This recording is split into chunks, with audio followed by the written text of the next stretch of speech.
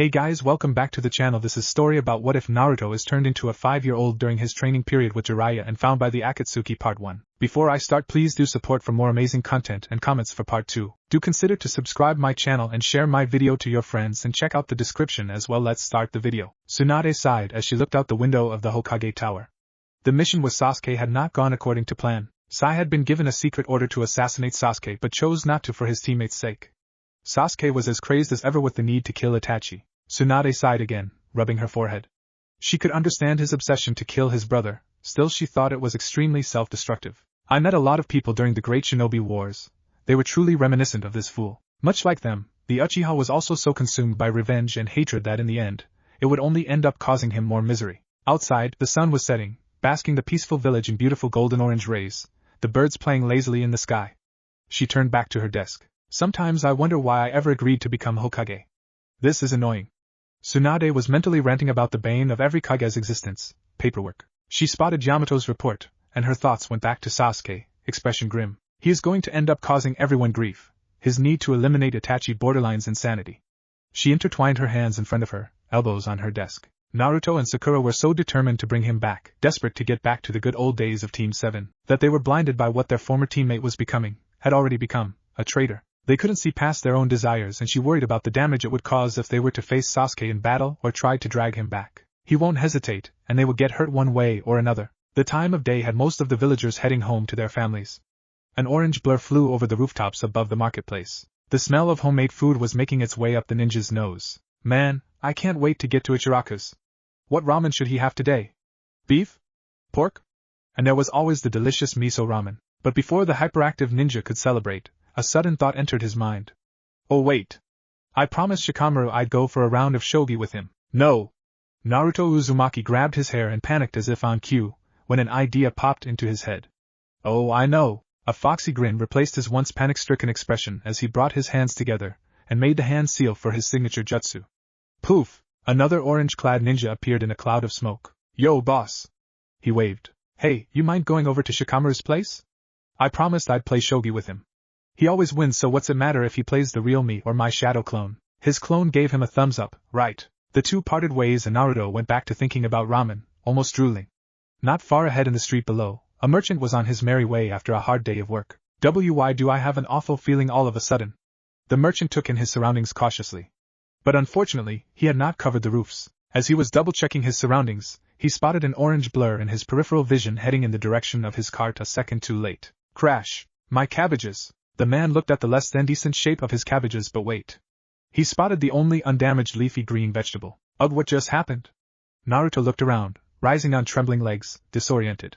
Accidentally, he slipped on the old man's last precious vegetable. No! The scream of pure horror snapped Naruto back to his senses. It vibrated his eardrums. He looked to see the damage he had caused. An elderly man was crying over the destruction of his pride and joy. Oops. Better get out of here before he notices. He inched away subtly. Without a second thought, he slipped out of the sticky situation as fast as he could before it could get any worse. Yet if it were my only sticky situation. He mulled over what had happened moments before his, dynamic entry. I guess ramen will have to wait. He found his appetite had disappeared and that more than anything else worried him. With a heavy heart, he made his way toward the Hokage tower, mind overcome with fears. He was a healthy young man, a Jinchuriki. Thinking about the tailed beast locked up inside him made him speed up. Naruto's hand touched his stomach, over the seal. Damage to the seal was not something he was willing to risk. He could hear Tsunade's voice as he neared the door. He barged in. Hey grandma, what's up? Naruto, how many times do I have to tell you to refer to me as per my title? When you stop being old was going to be the response, but Naruto stopped after he saw a rather murderous glare being sent his way, self-preservation kicking in. He wasn't that big of an idiot. Now what do you want? Tsunade asked. Well, he scratched his cheek before directing his blue eyes at the woman in front of him. I was wondering if you could give me a physical or whatever. Why? What's the matter? The Hokage's brow furrowed, medical instincts kicking in. Naruto became serious. Well, at least tried to. Okay, at first it was only a headache, but then I started feeling something weird happening in my stomach. Then last night when I was eating dinner, my right hand stopped working for a couple of seconds.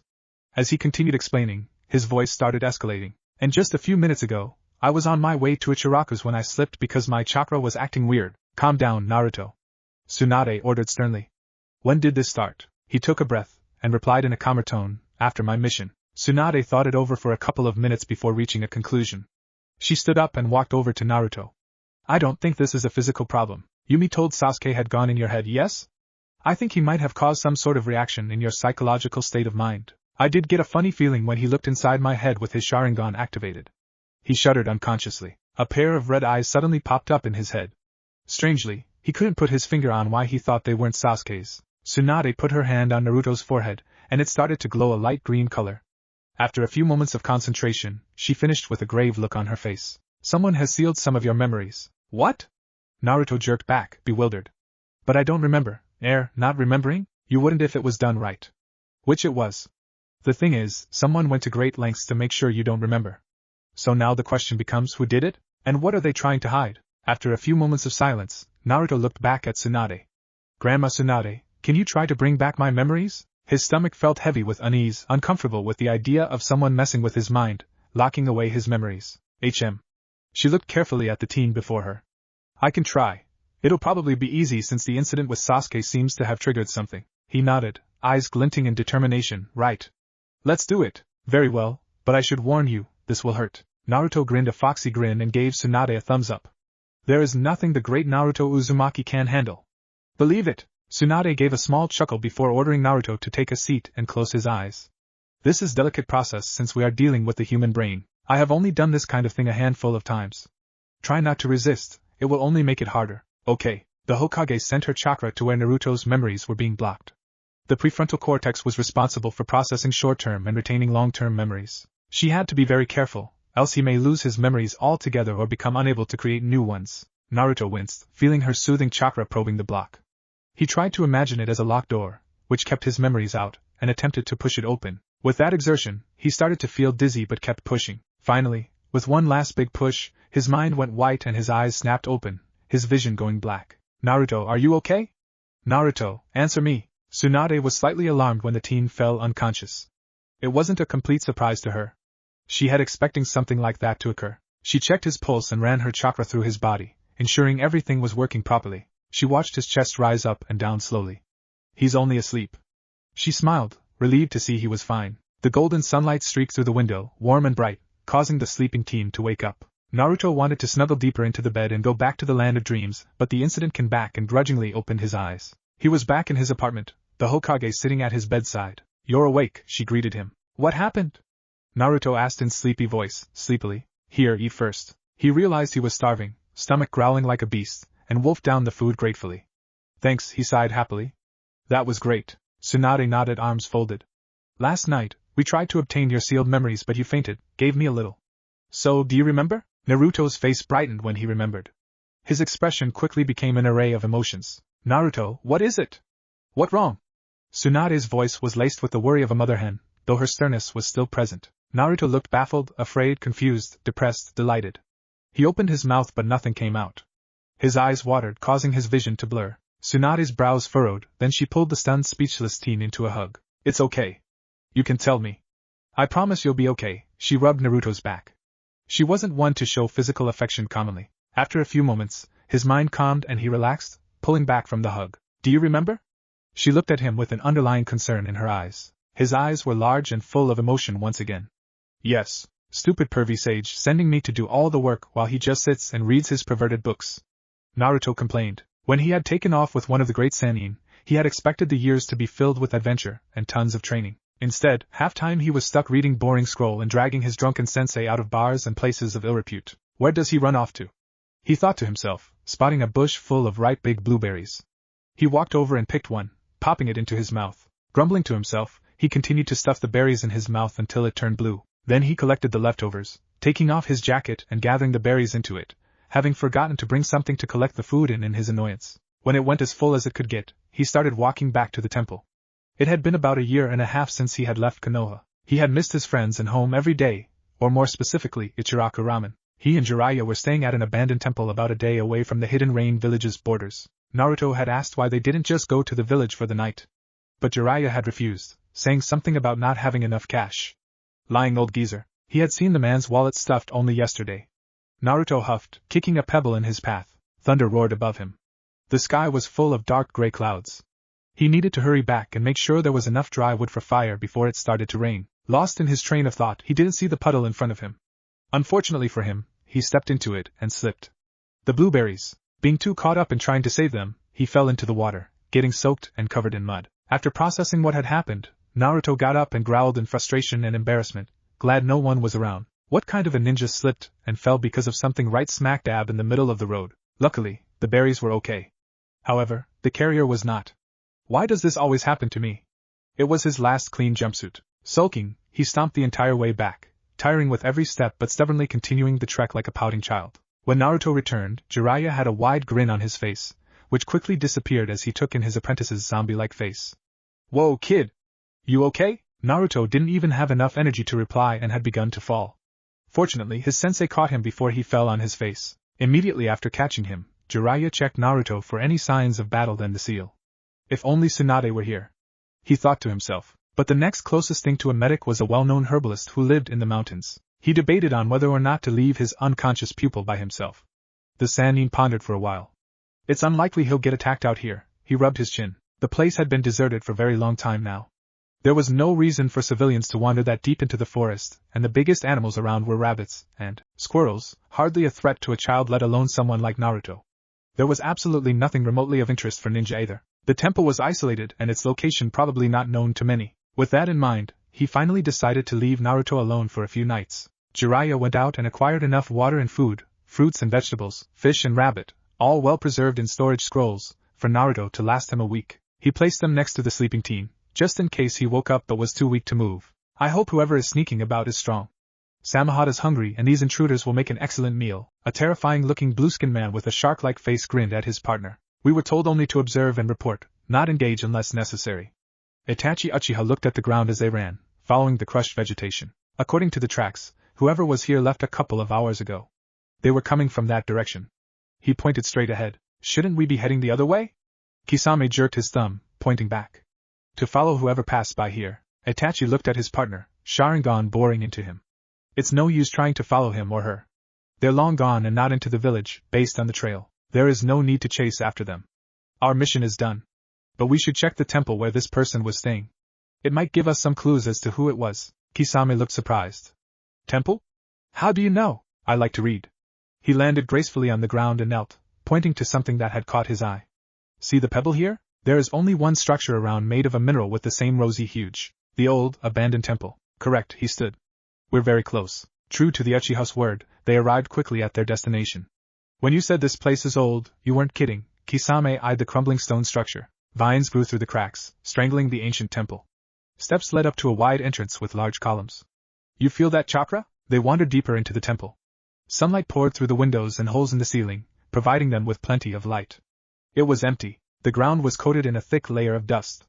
There were marks indicating someone or several someones had walked through there, but it was difficult to tell just how many. With his Sharingan activated, he signaled Kisame and they entered the room, ready for battle. Itachi saw an oddly shaped chakra. Someone was lying down, curled up. Judging by the size, he could tell it was a child. They approached cautiously. The little boy was around the age of 5. He had blonde hair, fair skin, and whiskers. He was in a too big orange jacket, blue shirt, and orange pants. Itachi and Kisame were frozen in place, although the former didn't show it as much. But there was no doubt about it. They were looking at Naruto Uzumaki, the Jinchuriki of Nine-Tailed Fox. Is it a trap? His Kekai Genkai confirmed it wasn't a genjutsu and there was no one else around. That was very much the real Naruto. Kisame looked between his partner and the child, unable to believe the situation. You see him too, right? What the hell's going on? Before Itachi had a chance to respond, Naruto woke up. The rough voice had interrupted his sleep. He opened his large, curious blue eyes and sat up, looking at the man before him. There was a dark-haired man with red eyes standing before him, dressed a black cloak with red clouds. Naruto blinked blearily at him, yawning and rubbing his eyes. He stared at the man innocently, wondering who he was. Itachi bent down on one knee to reach the boy's height. Naruto? The little boy's face lit up as his suspicions were confirmed. With a joyful laugh, he tackled the man into a hug. Daddy? Kisame's eyes were like saucers and his jaw dropped to the floor, while Itachi's face portrayed barely suppressed shock. Naruto looked over Itachi's shoulder to see a shark man with pointy teeth and beady little soulless, cold black eyes staring at him. He squeaked in fear as he took in Kisame's appearance. Ah! No, don't eat me! I'm not yummy! Itachi finally snapped out of his stupor, looking down to see Naruto trembling in his arms. He turned back to see Kisame, mouth hanging open, perfectly resembling an idiot. It's okay, Naruto, he won't hurt you. Itachi tried to calm the little boy down, returning the hug and rubbing his back. You promise? Yes, I won't let him. Itachi didn't know what to think as Naruto looked up at him with adoration in his eyes. He felt his stomach twist up. Naruto had the same sweet look in his eyes that Sasuke used to have as a child. Kisame, close your mouth. You look ridiculous. Itachi picked Naruto up in his arms and turned to look at his partner. It's time to head back home, he said pointedly. The swordsman immediately understood that Itachi had decided to go with the daddy thing so the child would come with them willingly. The Akatsuki pair plus Naruto neared the Rain village border without incident. They had expected to be ambushed but were met with no challenge. The two men exchanged a glance. The idea they had found their target, de-aged and unprotected, willing to come with them, was utterly mind-boggling. The chances of that ever happening was so very minuscule that it was incomprehensible. Naruto couldn't help shivering at the chilly draft, dressed only in his blue shirt, which went down to his knees. His old clothes were too big for him. The men had grabbed everything and taken it with them. Itachi stopped on the next branch as he noted how Naruto's skin was becoming colder, and the boy had started to shiver. He gestured for Kisame to hold the little boy. Take him. No, Daddy, I want to stay with you. Naruto pouted and clutched him tighter, not wanting to be near the shark man. It's only for a moment, Itachi promised. He stared at the pouting boy until he relented. As the Kisame took Naruto from Itachi's arms, it was obvious the swordsman was just as excited about holding Naruto as the boy was about being held by him. While Kisame stiffly held the sulking child, both blatantly unhappy about the situation, Itachi unbuttoned his cloak. He took Naruto back into his arms and buttoned it back up, wrapping his arms around Naruto under the cloak. The boy happily snuggled in closer to the warmth. Better? Naruto smiled and, Are you hungry? Yeah. Can we have some ramen? Please? There is a little place close by, we'll go there. But I doubt they serve ramen. Naruto pouted but was too hungry to be picky. Itachi regarded the child in his arms, rubbing his blonde hair. Meanwhile, Kisame was having a difficult time believing what he was seeing. He's very good. The shark man thought curiously. He's already nailed faking a caring father with perfection. They stopped by a small shop and had a quick meal. Then they entered the village and went to the tallest tower, which sat at the center of the village, the base of the Akatsuki. Naruto, full after eating and warm and comfortable, was almost asleep in Itachi's arms. I don't think it's a good idea to just walk in and let the brat see everyone. Let's check in with him first, Kisame said to his partner and received a nod. I'll let the others know to stay out of the way until he comes to a decision. Itachi's thoughts turned to their elusive leader. No one, except Conan, had seen him, but held respect for the man. He was a man who lived in the shadows, bringing together the most dangerous killers from all the nations to create an S-ranked organization like none before. The Uchiha had been told the only reason the Akatsuki members were allowed to go to the top of the tower to his office was in case of an emergency. The present situation counted, he was certain. He was very curious to see the man behind the curtain. Who was he? Was it someone in the bingo book? What were his feelings towards the Leaf Village? As Itachi made his way to the top, his arms started to grow tired since he had been carrying the boy nonstop. Naruto was asleep and would occasionally mutter about ramen, which would cause his lips to twitch. Once he stopped in front of the door, a neutral expression replaced his amused one, and he knocked. Come in. He opened the door and walked in. The room was as big as the Hokage's office, but emptier, with brown walls and only a desk and a chair occupied by the man Itachi assumed to be Pain. The man had ginger-colored hair and orange-brown eyes. Itachi's attention was drawn to his facial piercings. There were a total of 22, what appeared to be little rods embedded in his face. They could be for intimidation purposes or for something else. Either way, it could be useful, and he absorbed everything he could about the man heading the world-only S-ranked organization. Pain broke the silence. I hope whatever reason you're here is important. There wasn't the slightest inflection in his voice. While on our mission to scout out any suspicious person or persons, Kisame and I came upon a little boy. We found him by himself in the old temple. Pain wasn't surprised that Itachi knew of the ancient place's existence. But why bring him here? Because he is the Nine-Tails Jinchuriki. Itachi unbuttoned his cloak to show a sleeping boy with whiskers on his face. Pain stared at little Naruto without an expression. Isn't he supposed to be at least 14 years old by now? How do you know it's him? Because he was found in a jumpsuit too big for his age. It was bright orange and blue, only Naruto has such attire. Itachi wasn't sure you could call the orange eyesore clothing. I recognized his chakra signature. But most importantly, we found a scroll addressed to Naruto Uzumaki by Jiraiya of the Sannin with his belongings. He placed the scroll on the desk, watching the man summon the note and read. Nagato saw through the Deva Path's eyes, feeling a twinge in the pit of his stomach, watching Naruto smile in his sleep. He couldn't shake the resemblance the boy shared with Yahiko. Both smiled in their sleep, and it was the same smile too. It seems the Jinchuriki reverted to that child form while Jiraiya was away, Pain said. I believe the same, else he would not have left the boy by himself.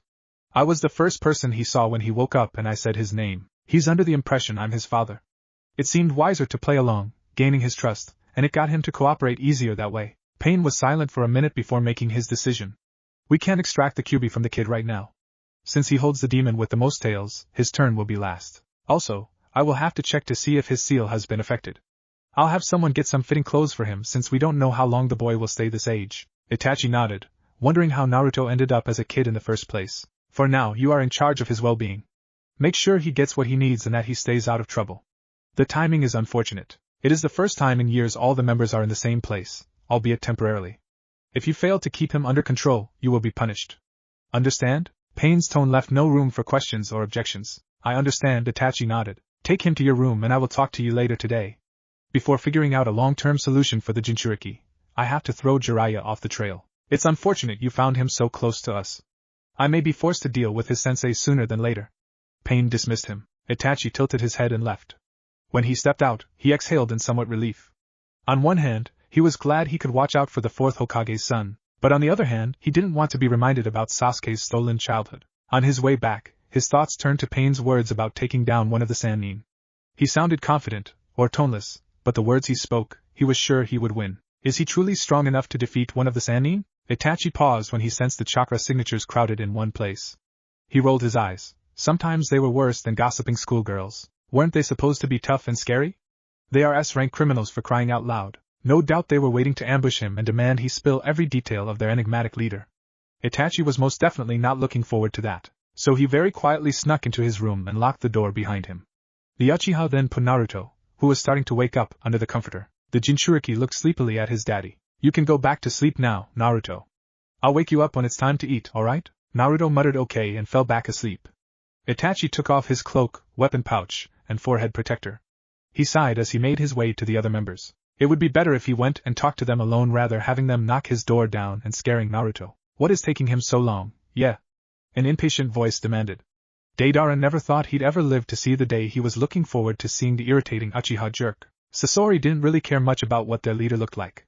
He was one of the oldest members of the Akatsuki and never cared about the leader's appearance. So why start now? He would much rather be in his shop finalizing my new puppet. But his partner hadn't stopped babbling, knowing it was annoying, and Sasori had for once given in. When is he going to get here?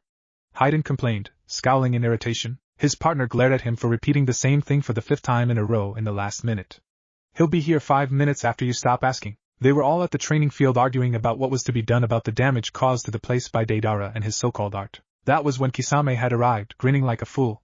He started talking to them about his and Itachi's latest mission about finding some little kid. Of course nobody was listening. That is until he said, since this situation counts as an emergency, Itachi went to see Pain. He should be returning in a few minutes. This news had gotten everyone's attention enough to forget about their argument, and rush back to the tower, ready to bombard Itachi with questions. They hadn't been given any missions for a while now and the boredom of staying off the radar was getting to them. And that led them to now, with Hayden. When is he going to get here? Kakuzu was just about ready to slice the stupid immortal's head off with his own scythe when Itachi walked in. One condition, Hayden will not swear for as long as I say so, Itachi deadpanned. All eyes turned toward to the world's most foul-mouthed man. Itachi didn't want Hayden's colorful language poisoning Naruto's innocent mind. This way, the others would also pressure Hayden to keep his mouth shut according to Itachi's terms. What? Why the F? But he got interrupted by the death glares being sent his way by some of the other members. They were too close to finding out their leader's identity only to be kept secret because Hayden couldn't watch his language. Hayden, if you don't watch your damn mouth or I'll demonstrate my next masterpiece on your room. Deidara growled. He knew Pain had threatened to punish Hayden if any more property was damaged because of him. The zealot was arrogant. He was immortal. But he wasn't an idiot, making an enemy of a man with some of the world's deadliest killer under his command. All right, he agreed unhappily. Let me say this one last thing before I stop. He looked at the Uchiha. You're a fucking cunt. Eloquent. They stared at Itachi expectantly. Tall, ginger hair, orange-brown eyes, many piercing on his face. Itachi stated, turned heel, and walked away. Naruto woke up and yawned. He stretched and took in his surrounding, looking for his father. It was a bedroom with only 2 high windows on the wall behind him, gray walls, stone floor, and a bathroom on the right side of the room with a closet to the left. On the upper left side of the room was a chair and a work desk with some scrolls, brushes, and a lamp on it. Next to the bed was a brown table that had a lamp and a clock that read 6:39. Itachi walked into the room to see Naruto looking around curiously. You're awake. Naruto's head snapped up to the door to see the man standing there with a tray full of food. His face lit up with a smile and ran to hug Itachi, but he was too tangled in the sheets. Itachi watched Naruto struggle trying to get out of bed with a small smile on his face. His little brother used to think his bed was possessed, back when he was still innocent. Finally, when Naruto was free, he ran toward the door. Itachi, who had somehow managed not to drop the food he was holding, smiled at Naruto. Are you hungry? I brought food. Yeah. Naruto dragged him by the hand back to the bed and crawled into Itachi's lap. When he sat down, he observed the boy. He was surprised, not used to that sort of thing.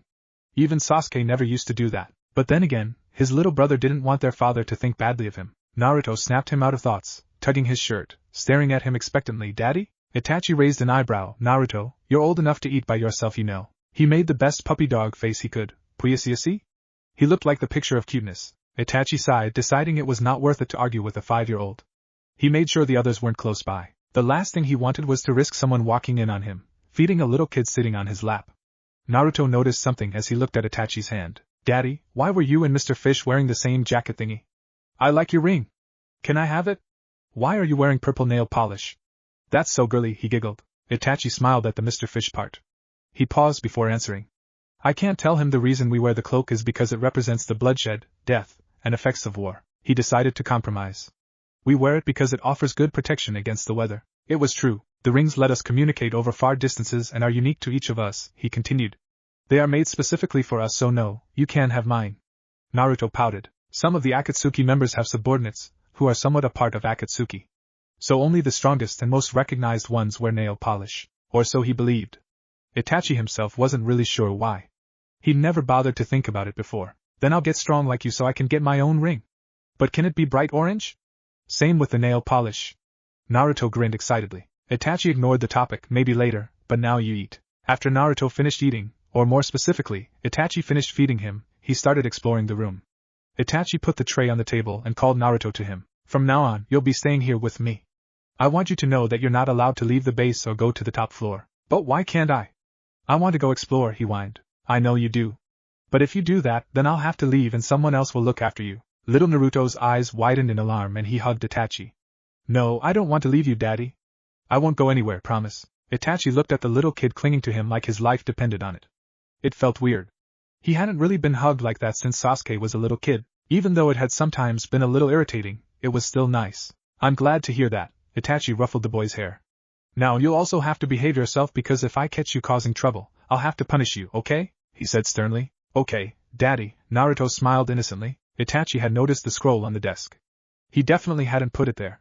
He assumed it held the clothes Pain had said he would have delivered. He got up to get the scroll while Naruto explored the room again. It was as he had thought. When the scroll was opened, several pairs of clothing covered the bed. Naruto, there are some clothes here for you. What would you like to wear? The boy was still wearing his too big blue shirt.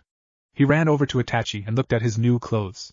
Finally, he got to change into something decent. There were 5 pairs of pants, dark blue, black, gray, dark green and light blue. There were 3 pairs of shorts, orange, navy blue and forest green. Also present were a number of shirts, white, blue, orange, yellow and red. Because of the cold and wet weather, 3 waterproof jackets were included as well, along with 2 pairs of ninja sandals. Naruto picked out dark blue ninja pants, a forest green shirt, and blue ninja sandals. I want to wear this. Then he ran into the bathroom to change into his new clothes. Itachi had a little smile on his face. He had noticed that would usually happen whenever Naruto called him daddy. It gave him a warm feeling inside. He had to be careful not to let it slip around the others. They couldn't believe his paternal actions were more than an act. Done. You look very nice, Naruto. His words made the boy grin happily. Obviously it was what he had wanted to hear. He looks adorable. Itachi had an amused look on his face. He got on his knees and looks at the little blonde.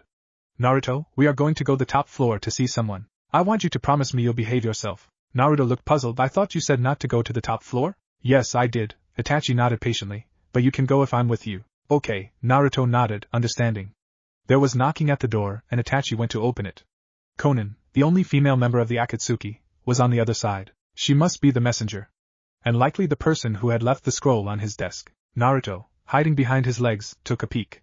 He saw a pretty blue-haired lady with amber-colored eyes and a paper rose in her hair. Pain has summoned you. Conan relayed her message and teleported out of there. Itachi looked at Naruto and explained to him. We are going to see the leader. He is the one who got you your clothes, so be polite. If he got me the nice clothes and he's friends with daddy, then he can't be bad. Naruto thought to himself. Okay, I'll be good. Itachi picked him up so they could make faster time reaching the office. He put the boy down when they were standing in front of the door. He knocked and waited. Come in. He opened the door and walked in for the second time that day. Except this time his son was with him, awake. Naruto stared at the ginger-haired man shamelessly. He knew he said that he would behave, but he could not help but stare. The guy has like a 100 sticks on his face. Pain and Itachi stared at Naruto, waiting for a reaction. Maybe I should have prepared Naruto beforehand, the Uchiha thought. Was the boy frightened on the man's appearance? Naruto's eyes were as wide as saucers. That is, you are, it's so awesome. He grinned cheekily. That surprised the older men. It was not the reaction they had been expecting. He looks so much like Yahiko. But Nagato ignored the similarity. It wouldn't do well to start comparing the sacrifice to his deceased best friend. It would only be harder later on. Go ahead and sit on the desk, Pain said to Naruto. He hesitated and looked at Itachi, who inclined his head.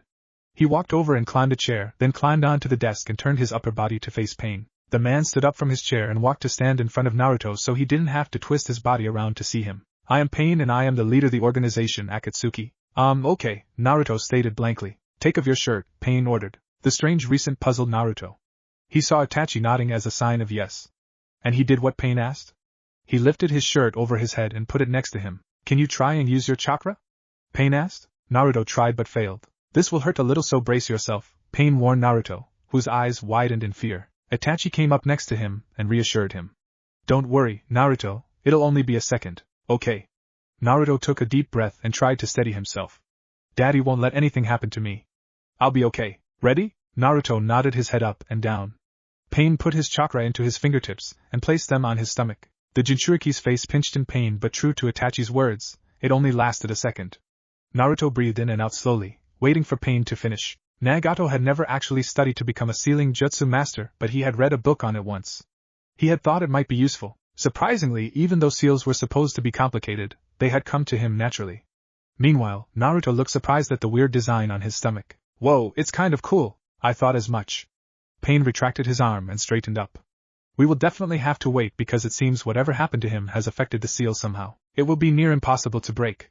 But we know for a fact it weakens because of his emotions whenever he draws on the Kyuubi's power. Pain went back to his chair and addressed Itachi. You are to continue to look after him unless I say so otherwise. You two may leave now. Naruto quietly put his shirt back on and left with the Uchiha. Itachi followed the boy out the door and noticed how quiet he had gotten. It's probably from meeting Pain, but neither Pain nor Itachi had thought Naruto could understand what they were talking about. He was only a child. It hadn't occurred to them Naruto might know about the nine-tailed fox. The Kyuubi? His father was ordered to look after him. Does that mean he doesn't really care about me? Naruto stared at ground with watery eyes. Am I a burden to him? Does he even want to do this? What had they meant about breaking the seal? Pain stood at the only window of the room, looking over the village as he thought over the recent events of the day. This view had often helped him sort his thoughts. Even though it was near afternoon, the sky was full of dull, melancholy clouds. The sound of a never-ending rain shower echoed throughout the entire village as cool mist and fog whisked the damp ground. I thought it was only a legend, but that does not seem to be the case now. Nagato looked over the village through the Deva Path's eyes and remembered visiting the ancient temple. He had gone with Yahiko to see if the place was a good new hideout for the Akatsuki, seeing that they had grown too big for their old one. When they had got there, it was immediately decided that the place was not very stable. But Yahiko had insisted that they at least look around to see if they could find clues about more temples like that one. They might be more stable. Nagato knew it was only an excuse to go explore. Yahiko used to want to go on treasure hunts when they were children. He thought they could find some ancient treasure that would give them the power to change the world. Yahiko and Nagato had found a secret passage under the temple thanks to Nagato's Rinnegan. It would have taken both a Byakugan and a Sharingan user to locate it. It was far too deep below the ground and laced with heavy genjutsu to make sure it wouldn't be discovered too easily. At the end of the hallway underground, there was a room with bare walls, or that's what Yahiko saw.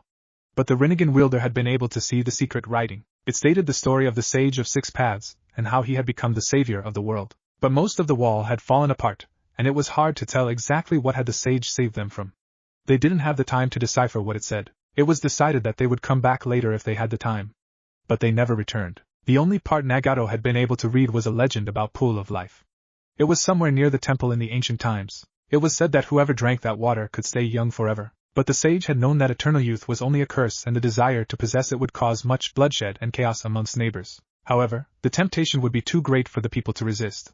So he had asked for its destruction. But of course, whoever was supposed to carry out the job had an impure heart like all humans. And he had secretly kept a stash hidden for himself, Nagato thought without surprise. Unfortunately for him, the temple had been hit with an earthquake that day and all the inhabitants were forced to leave. Since the Kyuubi Jinchuriki has de-aged, I suppose it isn't just a story after all. Nagato frowned. But if that much of the story was true, he wondered if the other part was as well. I hope the brat is alright. Tsunade will castrate me if something happens to him. Jiraiya shivered at the thought. Just a day more and I'll reach the place where that herbalist lives. He wondered briefly if it would have been better to go into the rain village after all. His chest constricted in pain at the memories the place held. No. Jiraiya mentally shook his head. They were on stable terms with the Leaf Village, but he knew they were still suspicious of outsiders.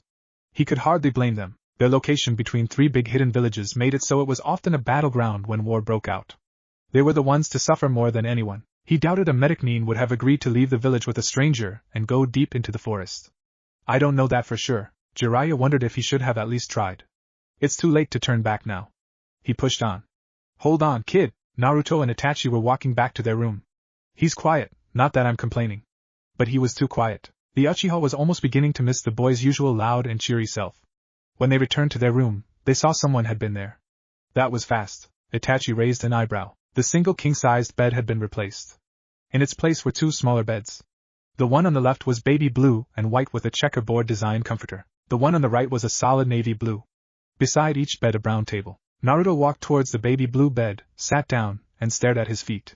Itachi looked at him, unsure of what to say. He must be mad about not being allowed to explore the hideout and the village. Seconds passed by slowly. Itachi walked over to him. Naruto, we're going to meet the rest of the Akatsuki members, okay? He nodded and got off the bed. Itachi headed out the door and walked to the living room with Naruto in tow. The room had no windows. Light came from large windows. 3 large, gray couches surrounded a table. The Akatsuki members looked up to see Itachi come in with a little boy. Hayden looked at Naruto and grinned widely. Itachi, so nice of you to provide me with a sacrifice for Lord Jashin. I will make sure to squeeze out every drop of his blood. Naruto's eyes widened in fear and he ducked behind Itachi. He clutched Itachi's leg for dear life, afraid of the Jashinist, his dilemma forgotten. Hayden decided if he couldn't swear, he would make Itachi suffer as much as he possibly could for that. The Uchiha looked at the immortal calmly. Hayden, I suggest that you behave yourself because Pain has ordered no harm is to come to Naruto. Like I'm afraid of him in the first place, he boasted arrogantly immediately. He was the only member who didn't respect the leader. Then again, Hayden didn't respect anyone but his Lord Jashin. Sure, Deidara rolled his eyes. You got that right, you speech impedimenting heathen, Hayden growled. First of all, impedimenting is not a word. Second, I do not have a speech impediment, you pansy. Deidara snarled, but before it could any worse Kakuzu interpreted. Hayden, let's go. We have a mission, finally. He glared at Kakuzu and then at Deidara. You got lucky. This time, the zombie combo walked out of the room. Itachi sighed while Naruto loosened his grip in relief. The others turned back to Itachi and Naruto, who gripped his father tightly again, afraid they might hurt him. Sasori decided he had better things to do. I am Sasori of the Red Sand, and if you don't want to be turned into a puppet, then I suggest you stay out of my stuff. Naruto watched Sasori. He looked like a giant scorpion wearing the Akatsuki cloak and had a big metal tail and creepy mask.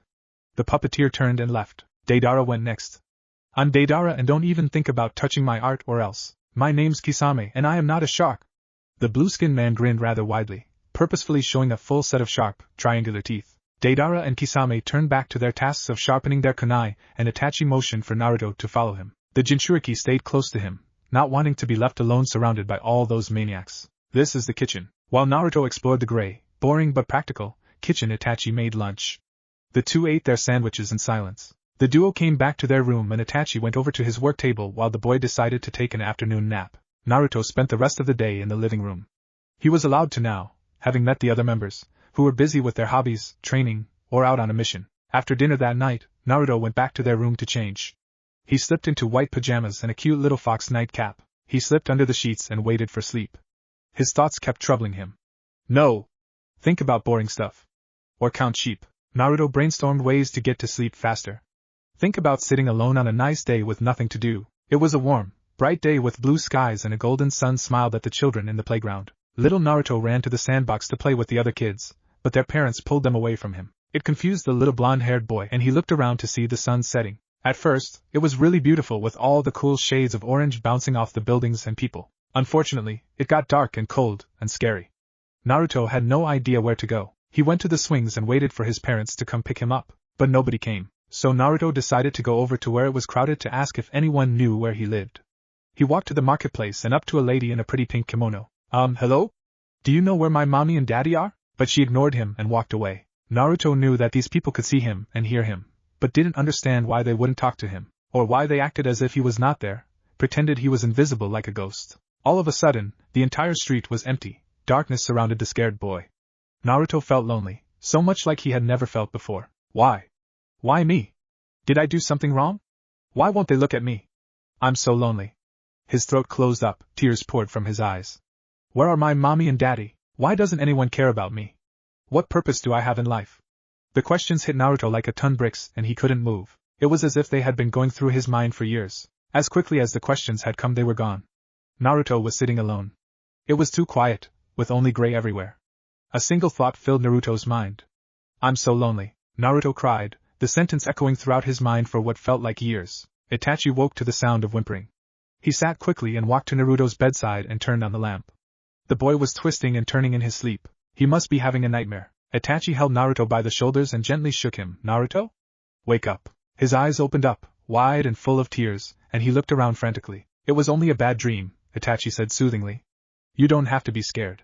The little boy looked at him and hugged him, sniffing. Itachi couldn't understand what Naruto was saying. His face was buried in the man's chest, and was crying and making no sense. The Uchiha stayed in Naruto's bed and pulled the shaking boy to his lap. It's okay, Naruto. Don't be scared. I'm here and I'll protect you. Itachi tried to calm the crying boy. He was surprised at himself. He had said something similar to an infant Sasuke on the day the Kyuubi had attacked. It didn't bode well. I can't keep comparing him to Sasuke. After a few minutes, Naruto finally calmed down. Do you want to tell me about your dream? Itachi asked softly.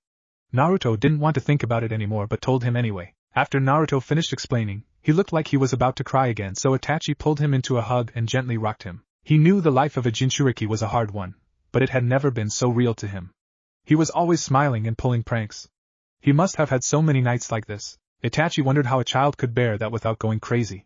Then again, he is his mother's son. Naruto wondered why Itachi was acting like this. He was confused but happy. I don't care if he was told to care for me. As long as daddy doesn't leave, I'll be okay. But still, Naruto looked up at him hesitantly. You know you can tell me anything you want. I promise I won't get mad, Itachi assured Naruto. When you were talking to that carrot top man, he said you have to keep looking after me. Does that mean you didn't actually want to look after me but had to because you were told to? And the Kyuubi part, am I that big fox? Itachi chuckled inwardly at the carrot top man. But he was surprised to hear that Naruto had understood the conversation between him and Pain. This must be why he was so quiet. He thinks he's the Kyuubi and that he's a burden to me. Naruto, I want to tell you two very important things. 1. You are not a burden to me. I take care of you because I want to, not because someone is forcing me to. 2. You are Naruto Uzumaki, the jailer of the Kyuubi, not the demon itself, Itachi stated firmly. Naruto was so relieved that he completely forgot about his nightmare. But how do you know of the Kyuubi? Well, the only memory that I have before you found me was looking at a really big, orange fox inside a cage calling me a foolish little mortal. Itachi chuckled. Oh, and one more thing, don't ever refer to Pain as that carrot top man in front of anyone. So can I call him the carrot top man? He asked innocently. What's the difference? Itachi raised an eyebrow. I call him the and not that, Naruto pointed out. It's still no. Naruto pouted and Itachi just shook his head, smiling.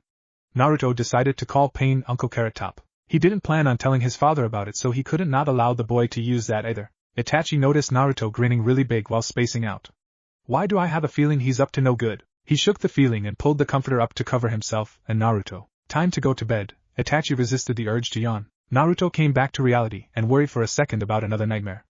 But he quickly dismissed it after noticing that Itachi wasn't going anywhere. They both slept a dreamless and peaceful sleep that night. It was a dark cave, the torches along the walls the only source of light. Droplets of ice-cold water hit the floor with a split. Sounds of fighting could be heard echoing throughout the compound. Pale, yellow eyes watched as an injured ninja. He limped his way to where the man with the yellow eyes was seated. Lord Orochimaru, I have very important and news to deliver, the sound ninja wheezed. Well then spit it out already, Orochimaru hissed in his smooth, creepy voice that could send shivers down the backs of even the most seasoned jonin. His snake-like gold eyes with black slits narrowed dangerously. I remember telling you not to interrupt me when I am observing our precious Sasuke's training. This had better be good or else. The man gave a full report of what had happened.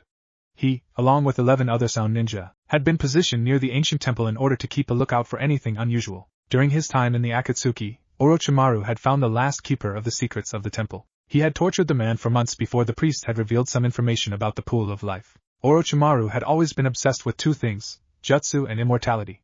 He had finally gotten his hands on a man who could lead him to fulfill the latter obsession. Unfortunately, the man's heart gave out, and his dead head had not revealed any secrets because of the number of experiments that had been done on him to make him break. Ever since then, Orochimaru had placed a dozen men to keep a lookout for anything unusual about the place. Unluckily for them, the moment they came out of hiding, they had given away their location to Pain, who had sent Haiden and Kakuzu to eliminate them. Please, Lord Orochimaru, save me, the dying man begged. Since you have brought me such excellent news, I suppose I could do you a favor.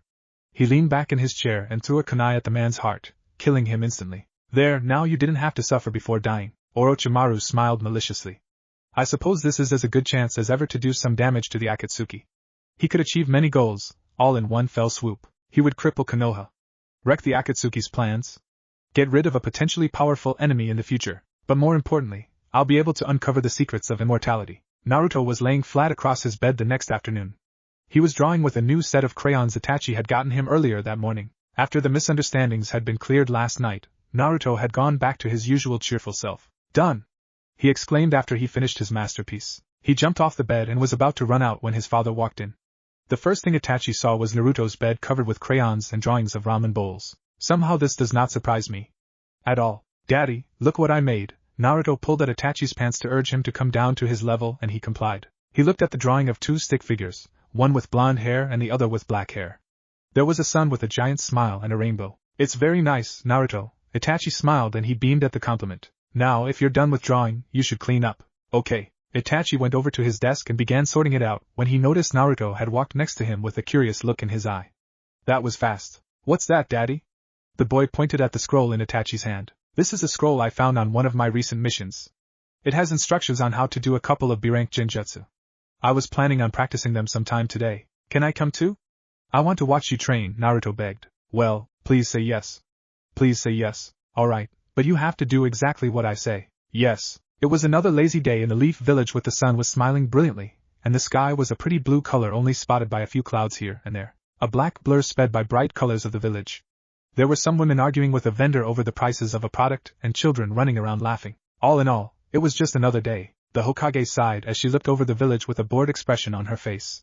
It's days like these when I miss the little brat. Least he knew how to make things interesting. Tsunade turned at the knock at the door. Come in. A dark-clad teen opened the door and walked in. He had ink-black hair and eyes, pale skin and an expressionless face. The fifth had decided since Sasuke wasn't going to come back, no matter how much her apprentice and the knucklehead wished, it just wasn't going to happen. She had decided to find someone else to fill in the traitor's spot. After 3 others had been rejected, Tsunade decided to go with the ANBU route member Danzo had chosen. The first one had gotten scared of Sakura's temper and left. The second was an annoying fangirl who did nothing but swoon over Kakashi. She was worse than Sakura in the old days. And the last one wasn't as bad as the fangirl. Oh no, he was worse, a fanboy. He was definitely the most infuriating one of them all. He tried to peep in the women's spa, much like a certain perverted Sannin she knew. Unfortunately for him, Sakura had spotted him and beat him to a bloody pulp. He was still recovering in the hospital. After much convincing, she had finally gotten Sakura to agree to someone taking the spot Sasuke had vacated until he returned. It was fine if one other member of the Konoha 12 went on missions with Sakura and Kakashi, even though her apprentice only went on missions once in a while. But she didn't want to bother anyone else because half of the team was missing. What's your name? Sai, the young man replied. Tsunade had already skimmed his file but had failed to find his name anywhere. Naturally, since he was root, he wouldn't have a name. Well, I guess I was wrong. But it's probably a fake name given to him by Danzo, that old coot. He gets more annoying every time I see him, or even think about him. Alright then, as you know, you will be replacing Sasuke Uchiha on Team 7. As of now, you will be attending missions alongside Sakura Haruno and Kakashi Hatake. Naruto Uzumaki, as you probably know, is on a training trip. He will join once he returns. Yes. Well, all I can say right now is try to get along with the team. And whatever you do, don't mention the Uchiha brat, Tsunade advised. I understand. You're dismissed then, she waved her hand. Sai disappeared without another word. Tsunade looked over the window again and sighed. She couldn't help but worry about Sai. Him being in the root division was a problem, but nothing Kakashi couldn't handle. No, the problem lay in his looks and manner of speech, which were similar to Sasuke. Damn that little brat. He's not even here and he's still causing problems. Sakura stood by the gates of the Leaf Village, talking to fellow kunoichi Hinata. They were awaiting the arrival of their Jonin sensei, and a new teammate. I wonder what he's like, Sakura thought out loud. I'm sure he's nice, the shy teen answered in a soft voice. I just hope he isn't like any of the others. A tick mark appeared on her forehead. If he is, I swear I'm going to. Are you by any chance talking about me? Sakura and Hinata jumped at the masculine voice behind them. The first thing they noticed, naturally, was his similarity to Sasuke. It made the pink-haired teen's heart beat a dull, painful ache. The two kunoichi were surprised how effectively he had come up behind them without them noticing. Yeah, hello, I'm Sakura Haruno, she introduced herself politely with a smile. I'm Hinata Hyuga. I'm going to join you on this mission as well. It's nice to meet you. She gave him a small wave. My name is Sai. It's nice to meet you too as well. Sai smiled fakely. What's with the creepy smile? Sakura thought. Other than the creepy smile, Sai seemed okay to her. But it was still too soon to accept him. I should let you know that Kakashi-sensei will probably be late. But you get used to it, Sakura said. Not really. Actually, he's already here. Sai turned to the roof of the guard post. Kakashi-sensei, Sakura exclaimed in surprise. Next to her, Hinata was just as startled. Kakashi came down, a little impressed. Not that anyone could tell behind the mask. He gave his usual greeting, yo. Sai looked at him curiously. Of course he knew who the man was, but he didn't know all the rumors about him reading porn in public were all true. I see you've met your new team, Kakashi said cheerfully and turned his attention to them as a group. Alright, as you know, we're going to the Land of Storms. It's a simple mission since all we have to do is help the village prepare for the upcoming storm. It was said that it is going to be of substantial size. What exactly does the mission entail? Hinata had replaced Ino at the last minute. Help them dig trenches around the village so if the river overflows, the town won't be flooded. We will also nail the windows shut with wood and rescue anyone if they end up getting stuck when the storm hits. He looked at his team. Are you all prepared to head out? Yes. 3 simultaneous voices answered him, and they moved out. Naruto was practically vibrating with excitement. Itachi had to grip the boy's hand to keep him from running around. Naruto couldn't wait to see a cool jutsu and go outside. While he drank in his surroundings, Itachi was also searching for another member's churka signature. There was none. All of the Akatsuki members were hanging around the base. Itachi knew how impatient some of the members, mainly Haiden and Deidara, were. He knew they would get bored and go around picking fights for fun, so he thought it was best to avoid them completely. They were near the outskirts of the village in an open, grassy area surrounded by large trees. It was Sunday, which meant there was no rain, but ominous gray clouds still overlay the skies. The duo went to the target practice area and the man got his kunai out while signaling Naruto to scoot over a little. The boy's eyes were as wide as saucers after his father had taken a few practice shots. All of the kunai came up within a few inches of the middle. Precise, but not accurate, the Uchiha thought out loud to himself. What's that mean, Daddy? None of your kunai missed. Naruto looked at him with curious eyes. He smiled at the boy and explained, you see how the kunai are all close to each other? The boy nodded and he continued, precision, in this case, refers to how close the kunai are to each other. Naruto looked like he understood it, but they are not exactly close to the center. And the closeness of the kunai to the center is accuracy. My kunai are close to each other so it is high precision. However, they are not where I was aiming for but close to it, so it is medium accuracy. Naruto nodded in understanding and Itachi moved on to chakra control exercises. He put chakra in his feet and began to climb the wet tree. Naruto was getting excited, wanting to learn how to do it too. How'd you do it, Daddy? I want to do it too. Naruto was practically jumping up and down. Itachi disappeared and appeared in front of Naruto with leaves in hand. If you want to learn how to do the tree climbing exercise then you first have to learn this. Itachi added chakra to the single leaf he held between his thumb and index finger, causing it to tear in the middle. He handed the rest to Naruto. Wow, how'd you do that? I used my chakra. What's kakura? Naruto asked confused. It's pronounced chakra. Kakura? Chakare. Kachare. Okay, this isn't working. Maybe I should. Itachi looked blankly at Naruto. Actually never mind, it's called kakura. Daddy, you're so silly. It's called chakra, not kakura. Naruto giggled. I can't believe it worked.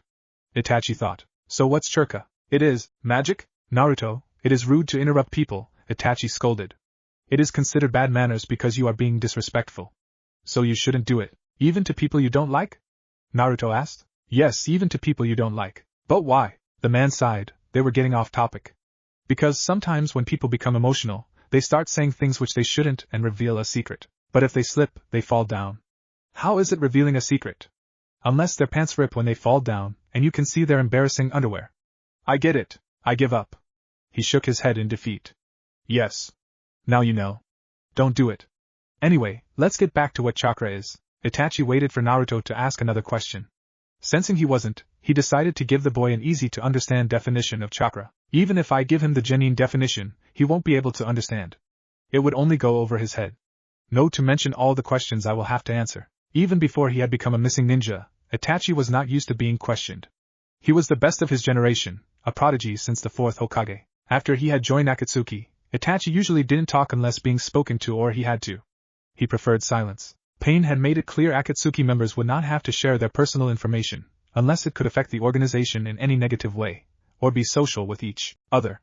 They were allowed to keep to themselves without anyone getting in their personal affairs. Itachi took a moment to think about an explanation of chakra a 5-year-old could comprehend. The definition of chakra is too vast. Naruto won't know terms such as chakra circulatory system, chakra points, or body cells. Maybe I should only let him believe it's magic. He thought amused. He looked down at Naruto and began explaining. Chakra is something you need for even the most basic and low-level techniques. It is the mix of physical and spiritual energy. Did you follow me so far? Yeah, so chakra is this thingy you need to use jutsu. And you need to mix the other physical and spiritual thingies to make it. But what are physical and spiritual thingies? Itachi was a bit surprised at the intelligence Naruto was showing. He was asking questions which he could only ask if he knew what was being discussed. I guess he can understand what I told if you know what exactly to say. Well, physical, thingy is something you are born with, Itachi said thingy awkwardly. If I tell him it is physical and spiritual energy, I'll have to explain what energy it, and he definitely will not know what to make of it. Best to let him say thingy. And spiritual thingy is something you get from exercise and experience. Right, got it. Naruto pumped his fist into the air. Now I want you to put your chakra into these and do what I just did. And when you're done, I'll give you the next exercise. It was late afternoon when they returned to the tower and headed to the kitchen for some lunch, and took a little break. Naruto went back to their room to work on his chakra control. On their way back, they ran into Kisame. The shark man threw a wide grin to scare Naruto a little, but he was ignored since the boy seemed too busy. He went right past the disappointed Miss Ninja and into his room. Is there something you need, Kisame? Itachi asked his partner. Yeah, we have a mission and we have to leave in about an hour. How long will it take? No much. We'll be back by tonight. Itachi nodded and went to his room. Naruto's face was scrunched in concentration as he tried to control his chakra. It was quite harder than it looked. Naruto, he walked over to the Jinchuriki. I have to go on a mission soon, but I'll be back later tonight. I expect you to behave yourself. Okay, Itachi observed as Naruto tried, and failed, continuously to make the leaf tear. Naruto's close, but he needs to take a break. Even at his young age, his chakra would not run out any time soon. He had to be mentally exhausted, but of course he's determined, and stubborn, so he won't stop until he has succeeded. He walked over and sat next to the boy. Naruto, you should take a break, said boy looked up. But I don't need a break, Daddy. I'm not tired. I haven't run out of chakra yet. So I have to keep going. It is because you obviously have extremely large chakra reserves. While you may not have run out of chakra, you are at your limit mentally. Naruto, you are only 5 years old, you can't keep going like this. Take a nap, and you'll get it, I know you will. I don't feel like taking a nap. He shook his head. But can I go take a walk? I promise I won't go explore. Alright, go ahead. But don't cause any trouble. Don't worry, Daddy, I'll be good, Naruto replied cheerfully before running out the room. Itachi sat at his desk and took out a new scroll. He had been mulling over something ever since he gave Naruto the chakra control exercise. Should I? I don't think it'll be a problem. But Itachi shook his head. Might as well, it's not like I have anything better to do. He took out a pencil and started writing. It was then faster using a brush and ink, and it would be easier to erase any mistakes. 15 minutes later, Naruto walked in and belly flopped on his bed. Itachi looked over to Naruto and raised an eyebrow. Back already? Naruto lifted his head and looked over at the desk. I went to the kitchen but I wasn't hungry. I went to the living room but there was no one there, so I got bored and came back. The Jinchuriki looked bored out of his mind. Itachi smiled apologetically. Sorry, Naruto, but you have to follow the rules. They're for your own good. I know, Naruto pouted as he looked at his father. He glanced around the room to see if there was anything interesting to do. His gaze went over to the bent figure of Itachi who writing down something furiously before he forgot. Daddy, will you play with me? We could play tag or hide and seek. Oh, I know, we could play soccer. Come on, Daddy, please. The little boy ran towards him and climbed into his lap. The former, he couldn't decide whether out of habit or on purpose, poked the excited boy in the forehead. The caring gesture confused the little boy. Sorry, Naruto, maybe another time. I have a mission to go to, remember? Naruto pouted while his father chuckled at the cute expression. Of course it didn't last long. A light bulb went off in Naruto's head as an idea came to him. Now Itachi's expression was the one that changed. I have an unpleasant feeling. He's up to something, I just know he is. And the little devilish grin which made its way up the boy's face only made Itachi more suspicious. There is definitely something cooking in the little yet extremely thick head of his. He jumped off his lap. Daddy, I'm going to go find something to eat. Itachi crossed his arms and his facial expression screamed, I know you're up to something and you're going to be in so much trouble when I find out. Very well, but remember not to get into any trouble. If you are caught then pain will take you away from me. So please refrain from bothering anyone. Naruto felt a little guilty when he looked into his father's eyes. So he made his way toward the door as fast as his little legs could carry him. I really hope he doesn't cause any problems. The Uchiha thought worriedly. I don't really care what kind of punishment pain will give me, but having the boy taken away from him, that he couldn't let happen. Kakashi, Sai, Sakura and Hinata arrived in the land of storms and headed over to the village leader's house. The skies were covered with dark clouds and the wind howled angrily. The village leader was a woman in her mid-60s with silver-gray hair and kind caramel eyes. She was dressed in a pale yellow kimono with a white floral design. It seems the storm will arrive earlier than expected. It's a good thing you and your team also made it here earlier than planned. Kimiko studied the weather outside the window. Yes, I suppose it is. Don't worry. We'll make sure all the preparations are made before the storm hits. Kakashi looked at his current team. Sakura, I want you to go check the medical supply and tend to some of the injured. Please make sure nothing is missing. Hinata, because of your Byakugan, it would be best if you go with the last patrol to see if anyone might still be out there. The female members of the team nodded and headed out. Kakashi looked at Sai. You and I are going to help board up the rest of the buildings. After we're done, we'll head to the shelter and make sure no flying objects inflict any additional damage. Sasori was heading out when he spotted Naruto. He didn't want to deal with the blonde ball of energy, and decided to make a fast getaway. Unfortunately, he decided too late. Naruto was onto the scorpion immediately. Hey, I know you. You're, what's your name again? Naruto asked sheepishly. The puppeteer sighed, Sasori of the Red Sand. And you better remember it from now on. Sasori, yup, got it. Well then move out of the way, brat. I have important materials to buy. Naruto grinned up at Hiriko. Really? Because I need a few things too. Can you buy them for me? Sasori growled. No. Now beat it. Why can't you? Please? With ramen on top, Naruto kept bugging the Akatsuki's puppeteer. Sasori glared at him. I don't have time for this. He's keeping me here with his useless babbling. Why was he constantly stuck with annoying, childish blondes? His subordinate was waiting and he hated making people wait. Fine, but don't bother me again. Sasori gave in. Naruto beamed at the scorpion and gave a salute. Yes, sir. Later that evening, after Itachi had left for his mission with Kisame, Naruto got out his things he'd asked Sasori to get for him. The boy grinned cheekily. It was time to put his plan into action. Haiden was having a bad day, a really bad day. The cheap, money-hungry Kakuzu had sold the 2 cloud ninja they had caught for a bounty. They were supposed to be sacrificed for his lord Jashin. How blasphemous! He was on his way to the kitchen when he heard muffled laughter coming from the living room. Haiden decided to ruin the day of the person who he had just heard. There's no way in Jashin's name I am going to let someone else have fun while I'm not. Unfortunately for him, his day was about to get worse. There, sitting lazily on the sofa, was a short, plump pig. The pink beast had a crooked little black triangle in a circle on his back. Who the hell brought a damn pig here? Oh, I get it, he's dinner. Haiden picked up the pig and grinned sadistically. Naruto, who had been hiding behind the sofa, tried to make his voice as deep as he possibly could. I am the great Jashin, you fool. Put me down right now. How dare you compare yourself to Lord Jashin, you filthy little swine. And here I thought you, Haiden, were the one who I would tell my greatest super ultra cool jutsu to. The pig made a little snort noise and looked up innocently at the frozen man. Why, you know my name. Wait, you can talk too. Haiden looked wide-eyed at the plump animal in his hands. Well, it's about time you noticed. So do you want to learn my greatest super ultra cool jutsu or not? Of course I do. It would be a dream come true. Good, now this is what you have to do first. What? The hell I am, your choice. I'm sure I can find someone here who's not a chicken like you. The pig snorted at the end. No. I'll do it. If I have to become a sacrifice to please you, then I shall do it, Haiden exclaimed. Deidara and Sasori were making their way to the training grounds for some practice when Kakuzu stopped them.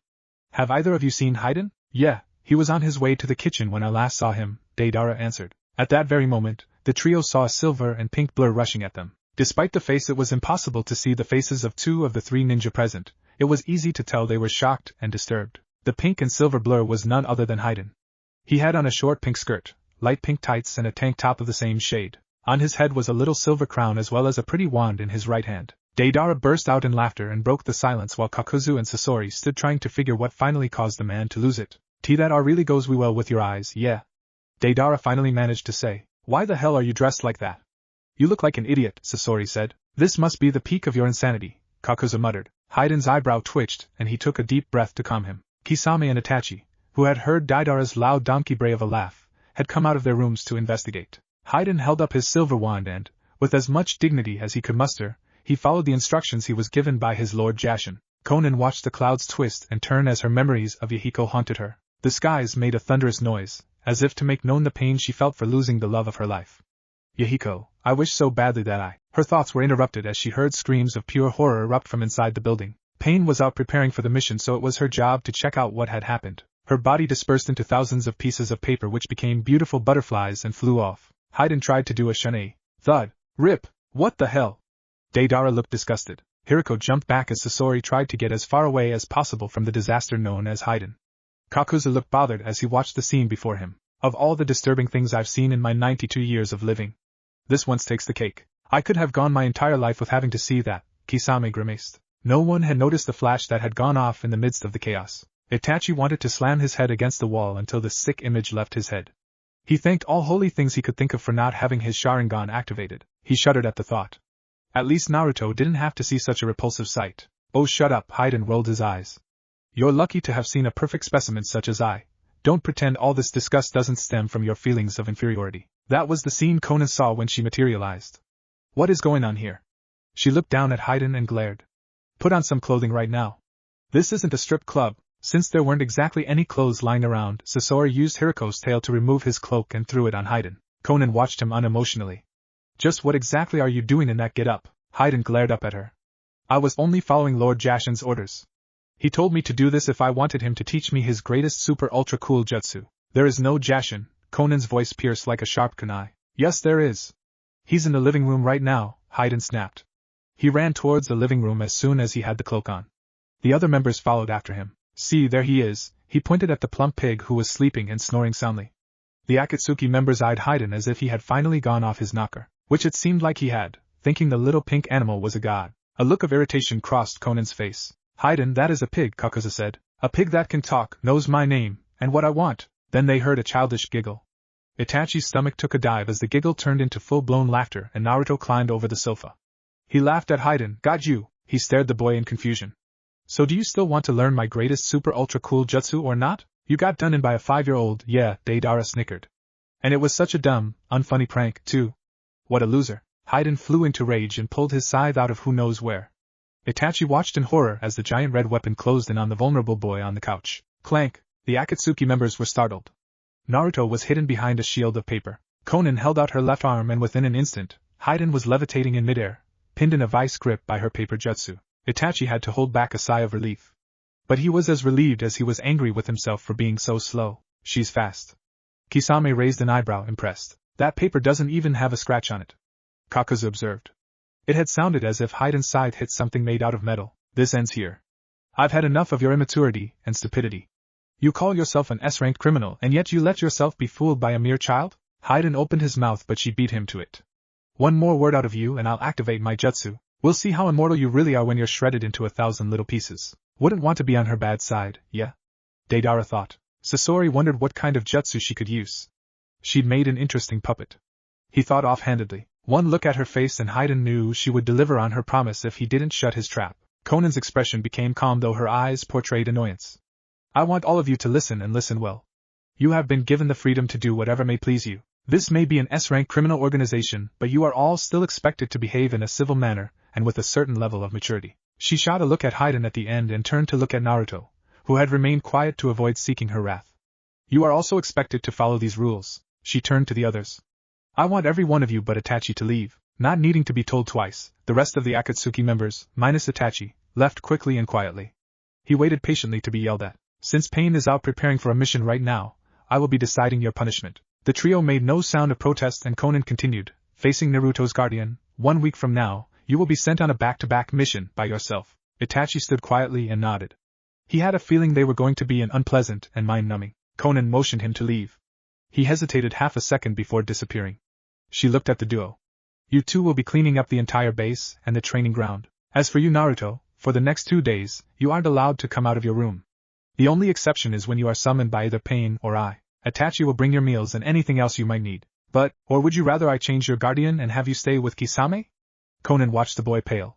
She knew he was attached to Itachi. And no, I'll be good, he promised with wide eyes. You can leave now, Conan said and Naruto fled. The paper jutsu released the Haiden and Conan dispersed and flew off. Naruto opened the door and saw Itachi sitting on his bed staring intently off into space. Daddy looks mad. Itachi was too angry at himself to notice Naruto walk towards him. I can't believe I let myself get so weak. How could I let myself become so dependent on the Sharingan? Even if it had been activated he could not have been able to make my body move fast enough. I need to. A sniffling sound snapped Itachi out of his thoughts. He was surprised to see Naruto sitting next to him looking extremely guilty, and on the verge of sobbing. Naruto hugged Itachi as he talked, and cried at the same time. He hugged the boy, who was soaking his shirt with tears. He realized Naruto was trying to apologize and thinking that Itachi was mad at him. After a minute or two, he finally calmed down. Itachi had a stern look on his face as he talked to the child. I hope you have learned your lesson now. Naruto nodded obediently, and he continued. So what is your punishment? Naruto pouted. The lady said I can't come out of my room for 2 days. And I have to clean up the base with Haiden. Are you going to be pulling any more pranks now? No, I promise. Good. You can do what you want now, except leave the room. Naruto nodded. Itachi looked at his shirt. I need to go change my shirt. The boy smiled sheepishly and rubbed his head. Heh, sorry about that. Later that evening, Pain stared blankly at the village as Conan relayed what had happened. The leader of the Akatsuki stood up and squeezed the object in his hand. It's time. Bring him to me tomorrow. A group of ninja, led by a gray-haired teen with glasses, were fast on their way to their destination. Soon my lord's greatest dream will be fulfilled. Prepare yourselves. We will reach our destination tomorrow morning. Our main objective is the boy. Avoid combat as you best can. None of the enemies are less than S rank. Do not underestimate them. Kabuto's eyes flashed menacingly as he eagerly awaited to reach their destination. We're not far now, from the village hidden in the rain. Hinata's stomach twisted as she watched the weather outside become extremely nasty. She was worried, not about the storm, but about the one she had a crush on since the academy days. I have a bad feeling. I hope you're safe, Naruto. The Hyuga heiress watched the ominous gray clouds outside grow and echo thunderously. No, that will take 2 days and I can't wait that long. Now, Sasuke, no need to be so impatient.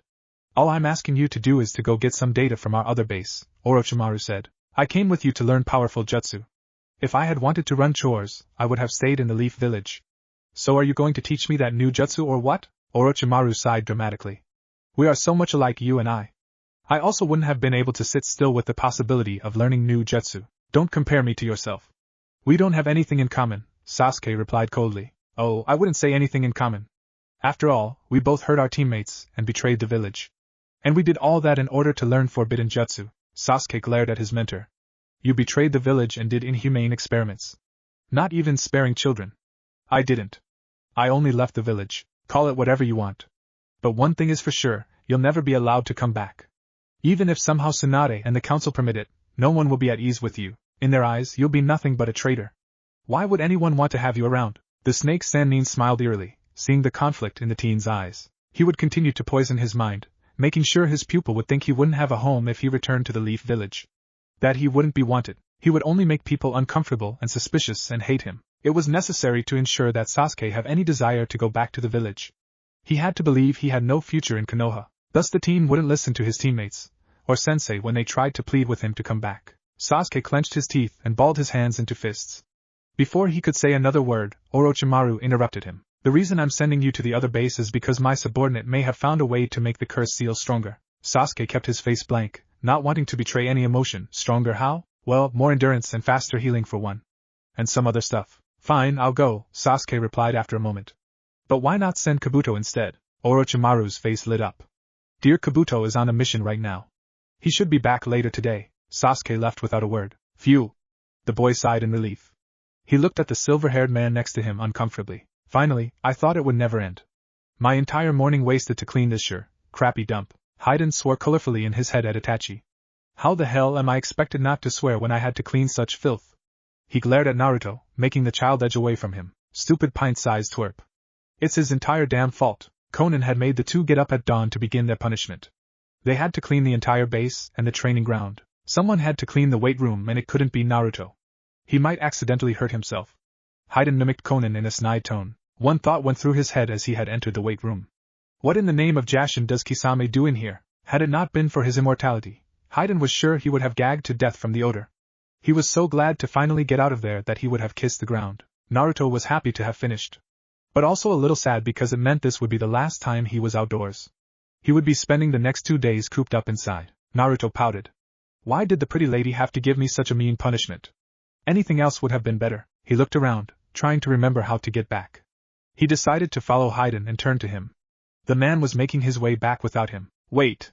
Naruto yelled. But Haiden was already out of hearing range, so he rushed to catch up with him. I don't remember coming in this way. Naruto thought. Maybe you have to go through a different way to leave this place. Haiden wanted to sleep, but he was also hungry. So he settled on going to a pub.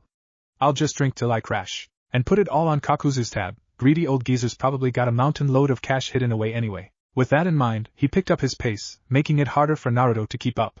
Unfortunately for Naruto, the pub was in the market area, which was extremely crowded. Finally, when he had gotten close enough to Haiden, something caught his eye. To his right, there was a man selling bubble blowers. Bubbles! They're so pretty! The boy's eyes widened in awe and a bright smile lit up his face. I'll get Daddy so he'll buy them for me, Naruto though out loud.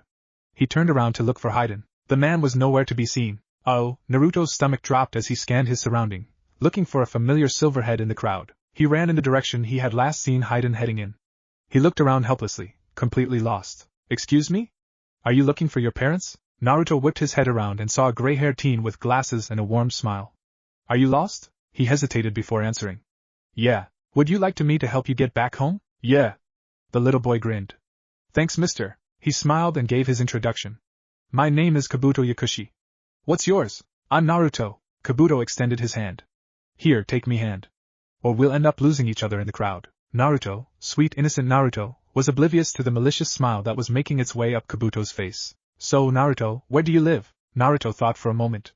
Well, I don't really know what it looks like from the outside, but Daddy said not to go to the top floor, so it's a building with floors. His smile faded when he looked around and saw about a dozen tall buildings. Kabuto squeezed the little boy's hand and reassured him. Don't worry, Naruto, you'll be home before you know it. I know. But I'm worried about Daddy. He'll be so sad. He seems so lonely. I don't want Daddy to be sad. It hurts right here. Naruto pointed at his heart. Daddy? One of the members is Naruto's father? Kabuto was surprised at Naruto's words. It's hard to imagine an Akatsuki member in the way Naruto describes him. No, he is probably pretending in order to gain Naruto's trust. He wondered who it was. Likely the pyromaniac from the Hidden Stone Village. From what Lord Orochimaru gathered about his replacement, the boy had blonde hair and blue eyes. It would make sense for him to be related to Naruto as his pretend father. Then I guess we'll have to get you home no matter what. The teen reached into his pocket and pulled out a chocolate truffle. Want some chocolate, Naruto? I love chocolate. A silhouette observed the two, hidden in the shadows. Serious eyes stayed locked on Kabuto and Naruto, tailing them. Naruto felt strange goosebumps on the back of his neck. He turned around and started hesitantly. What is it, Naruto? I was sure there was someone there. Like some sort of shadow. The boy turned back to Kabuto. Oh, it's nothing. He shook his head and then yawned. He was starting to feel sleepy. Soon, the boy's movements became slow and Kabuto put on a fake mask of concern. Naruto, are you okay? I'm alright. Would you like me to carry you? Naruto moved his head up and down, suddenly too tired to talk. Must be because I had to get up so early. Kabuto took Naruto into his arms and began to move faster, like taking candy from a baby. Or I suppose in this case, giving candy to a baby. Kabuto chuckled at his own stupid joke. Hayden crashed unsuccessfully on the living room sofa and ended up falling off. Itachi, having sensed his chakra, he had left to get Naruto and take him back to their room. He was making his way through the hallway as he tried to push away the strange feeling that something wasn't right. When he entered the living room, Hayden lying on the floor, glaring at it like it had done something personal to offend him. He was muttering something about alcohol not being what it used to under his breath. The Uchiha looked around, trying to find Naruto who was nowhere to be seen. Hayden, where is Naruto? Why were you gone for so long? Itachi wrinkled his nose in displeasure. Are you drunk? What's with all the questions? What are you, my wife? I asked you something, Hayden. Itachi stared piercingly at the man sprawled out on the floor. He finally got up and glared at the Uchiha. I'm not drunk. I barely get drunk anymore. Alright, enough with the creepy staring. I was at a pub. So what? You took a 5-year-old to a pub? Of course I didn't. Why the hell would I want that pipsqueak around? Then where is he? I don't know. Last time I saw him was after we finished cleaning. Around what time did you finish? I think it was 9. He scratched his head. Itachi's insides turned cold. Naruto's been gone for 3 hours. The boy had no idea where the base was. Itachi tired to think calmly, which meant no tsukimi for Hayden. For now. Then again, the moron would probably enjoy it. We have a problem, Conan materialized. The two men turned to her. Let's wait till the rest of the members arrive. Conan, Itachi, Hayden, Kisame, Sasori, Deidara, Kakuzu, and Zetsu were all standing together in the living room. So, what with the emergency meeting? Kisame asked. Conan addressed the Akatsuki members calmly. Naruto has been missing for the past 3 hours. It was assumed he was with Hayden when in fact, he has been kidnapped by Sound Ninja. Everyone turned to the silver-haired immoral. What? You're in big trouble now, yeah? I only had to look after the brat until we were done cleaning. After that, he goes his way and I go mine. It shouldn't be too surprising with Hayden's straight and comprehensible mentality, the woman said. Hayden smirked at Itachi, looking extremely smug. That's right. He knew the man was only doing it to get on his nerves. I think Conan just called you incompetent and predictable. Yeah, Deidara was smirking. Enough. At the co-leader's command, everyone piped down and awaited orders. Pain is out on a mission right now. Therefore, I will be the one to give orders. Now listen carefully. She explained that according to the scouts, Naruto was last seen carried in the arms of a teenage boy with blue hair and glasses. No one found it suspicious. What kind of kidnapper openly carried his hostage for everyone to see? Right now, we have 4 trails. 3 of them are fake and only one is the real one. Sasori and Deidara will take the one heading north, Kakuzu and Haiden will head east, and Itachi and Kisame will take the west one. I will go south. Everyone nodded their heads in understanding. Good. Now go. Kabuto and his men were currently moving fast towards their hideout. He felt eyes on him. He had felt that since he picking up Naruto and starting to make his way out of the village. He had even spotted a shadow twice now through the corner of his eyes. Kabuto and his men came to a stop. They were deep in a forest. He waited for their follower to catch up. It shouldn't be long now. Kabuto didn't turn back to see who had arrived since he already knew. Well, it's about time. Kisame observed his partner. Itachi was tense, he could tell. The sharp man had spent years observing his partner, and could tell the difference in his moods now. The air of calmness around the Uchiha was deadly. Kisame smirked. I almost feel bad for the poor sap that kidnapped the Kyuubi Jinchuriki. Almost. He had a feeling the Uchiha had a soft spot for the kid. It made him curious of what would happen when the time for extraction came. Though Kisame felt confident he wouldn't let that get in the way of their goal. Itachi doesn't care about family. He would not fail his mission. I am sorry. I had to make sure no one was following. The sound ninja joined Kabuto and his men. Yamada had been watching the gray-haired teen since he had picked up Naruto. His job was to make sure Kabuto and the other men weren't followed. The 6 sound ninja were on their way once again. Soon, they arrived at the hideout. Kabuto, with Naruto slung over his shoulder, went to see Orochimaru alone. He opened the door to the laboratory. Orochimaru was already there. It was the room where he would find the key to immortality. The snake man's eyes widened and he grinned delightedly when he saw the unconscious boy. Welcome back, Kabuto. I see you were able to successfully retrieve the specimen. Go ahead and place him on the table. Of course, Lord Orochimaru, Kabuto replied ever so respectfully and strapped Naruto to the metal table. The shock of cold metal woke Naruto and he protested. Half asleep, he shivered. Why is my bed so hard and cold? Are you awake, little one? The smooth voice was slimy and creepy and foreign to his ears. Naruto's eyes flew open. He was wide awake. Where am I? Naruto asked, scared. The room was really big, a little dark and funny smelling. There was a table 2 feet away from him covered with beakers and test tubes full of strange-looking liquid, not to mention the scissors, retractors, scalpels, tweezers, and other scary tools. You're in a good place, Naruto. Kabuto smiled politely and finished mentally, but not for you of course. The little boy recognized him immediately. Where's my daddy? You said you'd take me to him. Where is he?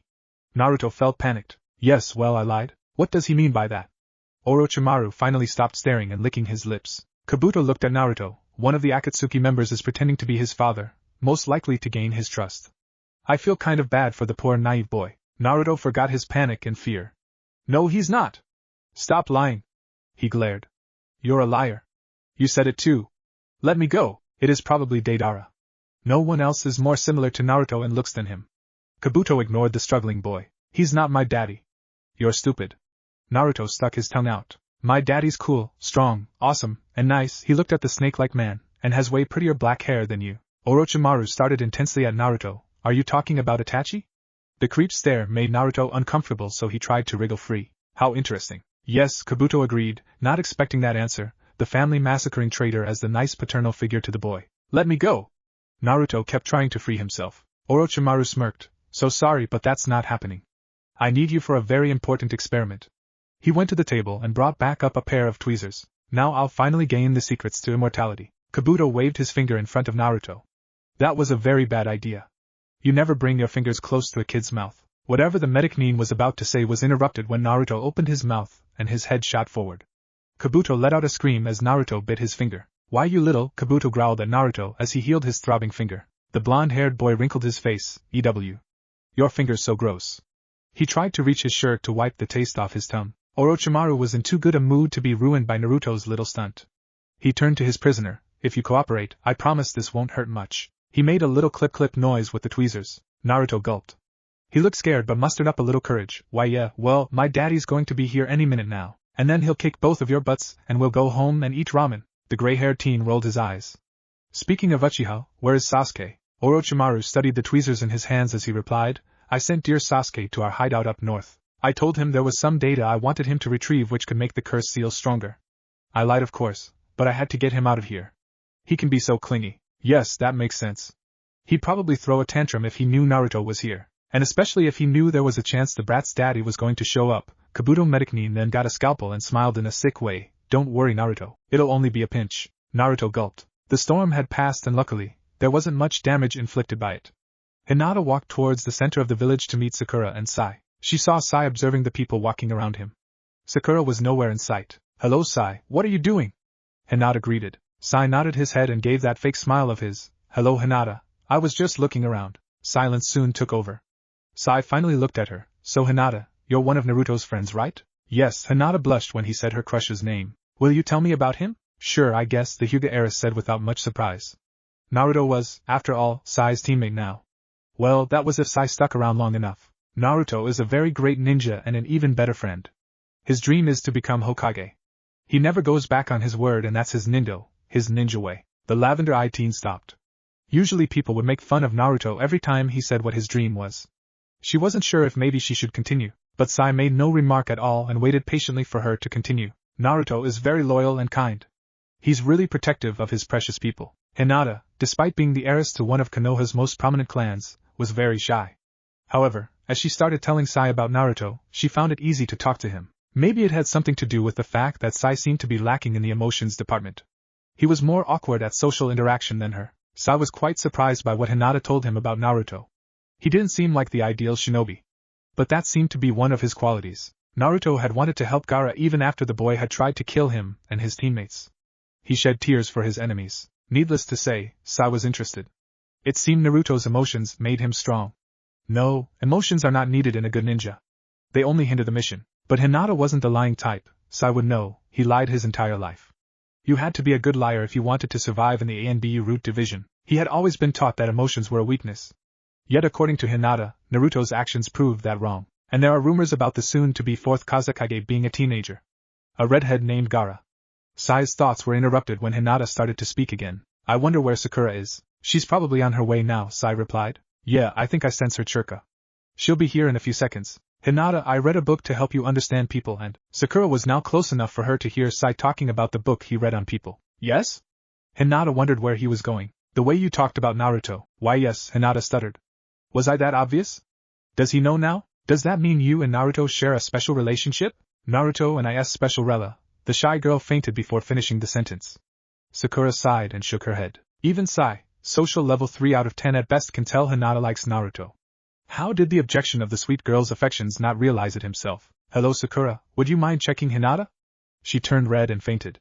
"Does she have a fever or some sort of illness?" Sakura sighed again. "Oh, never mind. He's as bad as Naruto.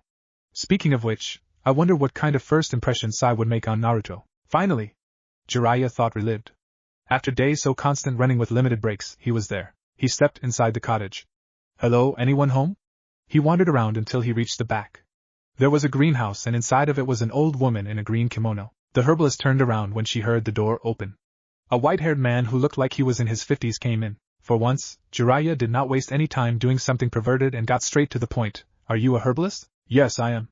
"What is it that ails you?" "The problem isn't me. It's my apprentice. He seems to have fallen sick and I can't tell what's wrong with him." "Tell me the symptoms." The woman turned back to her plants. He told her and wandered over to the plant with big, juicy-looking berries. Yasumi, the herbalist, knew exactly what was wrong with Naruto. She had met a man once, as a young woman. He had shared his secrets with her, trusting her, in case he died before he had a child to pass the information on to. If the boy consumed a large quantity of the water, he would not have fallen sick. That would have stopped him from aging for a decade or two. Yasumi was the widow of the priest who Orochimaru had tortured to gain information about eternal life.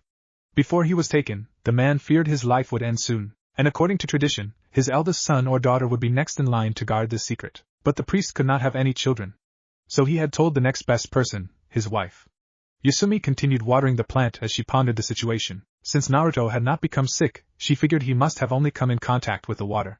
That is good, it means he should get better soon. She did not know the exact numbers, leaving her unable to figure out exactly how long the effects would last. According to her calculations, based on Naruto's height, weight, age, and the guess on approximately how much contact he had, he would be back to normal in no more than 2 weeks. If everything according to legend is true, that means... Yasumi's thoughts were interrupted when the Jiraiya commented on the berries. "Don't eat those, they're poisonous." But it was too late, seeing that the white-haired man had already eaten a couple. The herbalist turned back to see him on the floor, clutching his stomach in pain. She walked over to him. "Well, the good news is I know what's wrong with your apprentice. He should be fine in a few days' time. I will never again eat blueberries as long as I live," Jiraiya groaned. "Which doesn't seem to be too far away," he cried internally. "That is only the first symptom. Next side effects include nausea, headaches, hallucinations, and eventually you'll fall unconscious. It really depends on the strength of your immune system. Yasumi ordered Jiraiya to go lie down in the second room down the hall. He managed to drag himself into the room and onto the bed, all the while cursing those berries and apologizing to his pupil. Naruto's heart was pounding fast, and he was panicking. He could swear the stupid tweezers were mocking him. The faces of the snake creep and his just as creepy assistant were too close for comfort. Fortunately for him, someone threw open the door. Unfortunately, it was a sound ninja, but fortunately, he had some bad news for the duo looming over him. Lord Orochimaru. Someone has attacked the guard posts. We can't stop him. He's too fast. Orochimaru was shocked. I didn't think they would be able to find the hideout so fast. Kabuto volunteered to go, but his master stopped him. You have no need to go. But, ha! I told you Daddy would come. Naruto grinned triumphantly. Orochimaru smirked at Naruto. Yes, you're right. He turned back to Kabuto. Why don't you entertain Naruto while I'm away? I wouldn't want him to get bored. What kind of host would I be then? Of course. The pale man grinned deviously before biting his thumb and making some hand signs, summoning jutsu. There was a poof and a large, dark green boa constrictor appeared. Follow Kabuto's commands and keep our little guest entertained. If you'll excuse me, I have to show an old acquaintance a new poison I've developed. After all, even the Sharingan won't be able to do anything against it. With that said, Orochimaru left the room. Kabuto picked up an injection full of purple-brown sludge in it. He motioned for the snake to come closer. So Naruto, which one would you prefer first, the snake venom or the poison in this injection? The boy's eyes widened and he screamed, Daddy, help me, I'm afraid your daddy is too late. Kabuto turned to the snake. Why don't you do the honors first? The snake opened his mouth and launched forward. Naruto closed his eyes and waited for the dark, slimy end. But nothing happened. He slowly opened his eyes to see the surprised face of Kabuto. The snake was lying on the ground. Soon there was a poof and he disappeared. Kabuto snapped his head around, scanning his surrounding, and saw a tall silhouette walking towards him. He smirked. So, you managed to avoid Lord Orochimaru and found us. Are you a new member? Lord Orochimaru never mentioned you. The man didn't say anything. He stood near the edge of the room. The darkness still enveloped him. There is no way an amateur can fool a Sannin. Itachi is probably fighting him right now. You came here to take Naruto thinking there wouldn't be a guard around. Kabuto knew if the man was Akatsuki, he would definitely be S rank. He was just talking to stall time to come up with the perfect plan. Aren't you going to let me see your face? But then again, I don't need to see it to kill you. The medic Nin sped forward, chakra scalpels ready to cut.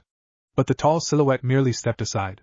Kabuto quickly caught himself and appeared next to Naruto. You'll have to kill me before you can get to the brat. He placed the chakra scalpel next to Naruto's neck. The man didn't move or say anything. And even if you do that, you're in the heart of the base. There is no escape for you from here except death. My entire plan was to keep you here long enough for the rest of the sound ninja to arrive. You're done, Kabuto grinned victoriously. The Akatsuki ninja held out his hand and uttered 2 words before an invisible force erupted. Orochimaru rushed back, hearing the loud explosion and feeling the earth shake. With his snake-like senses, he felt the vibrations coming from the laboratory before they actually hit him. His cold yellow eyes widened and he rushed out before he could get crushed by the collapsing structure. He barely avoided becoming part of the onslaught caused by the mysterious jutsu. Orochimaru stood on the tallest tree to study from an overview. What the hell? Who did this? I know Itachi doesn't know any jutsu that can cause this kind of destruction. He stared at the sight in disbelief. How is this possible? The entire place has been hazed to the ground. Naruto opened his eyes. He felt a familiar swish and swoosh around him. It was like the time Itachi had carried him. He remembered about the creeps that wanted to hurt him, and then someone had come and saved him. The man looked down to see Naruto looking at him with teary eyes. The man wasn't Itachi. Naruto slammed his head against his chest before screaming, Uncle Carrot Top! Pain's intelligent reply, Wah! Orochimaru gawked in shock at his base, or at least what was left of it. Damn! Who in the Akatsuki can use such a jutsu? Is he or she a new member? Or was it Pain? He didn't know what the organization's leader could do, so there was a high chance the intruder was Pain. Finally, snapping out of stupor, he made his way to the center of the destruction. What he found displeased him immensely. All his hard work and information, lost and destroyed. His eyes narrowed dangerously. His face twisted into an ugly mask of rage. He had been so close to immortality he could practically taste it. It is impossible to capture the Jinchuriki brat now. Pain will make sure of that. But I will get my hands on that boy even if it's the last thing I do, and I will finally learn the secrets of immortality. Orochimaru's face settled into a grin. He would wait and watch.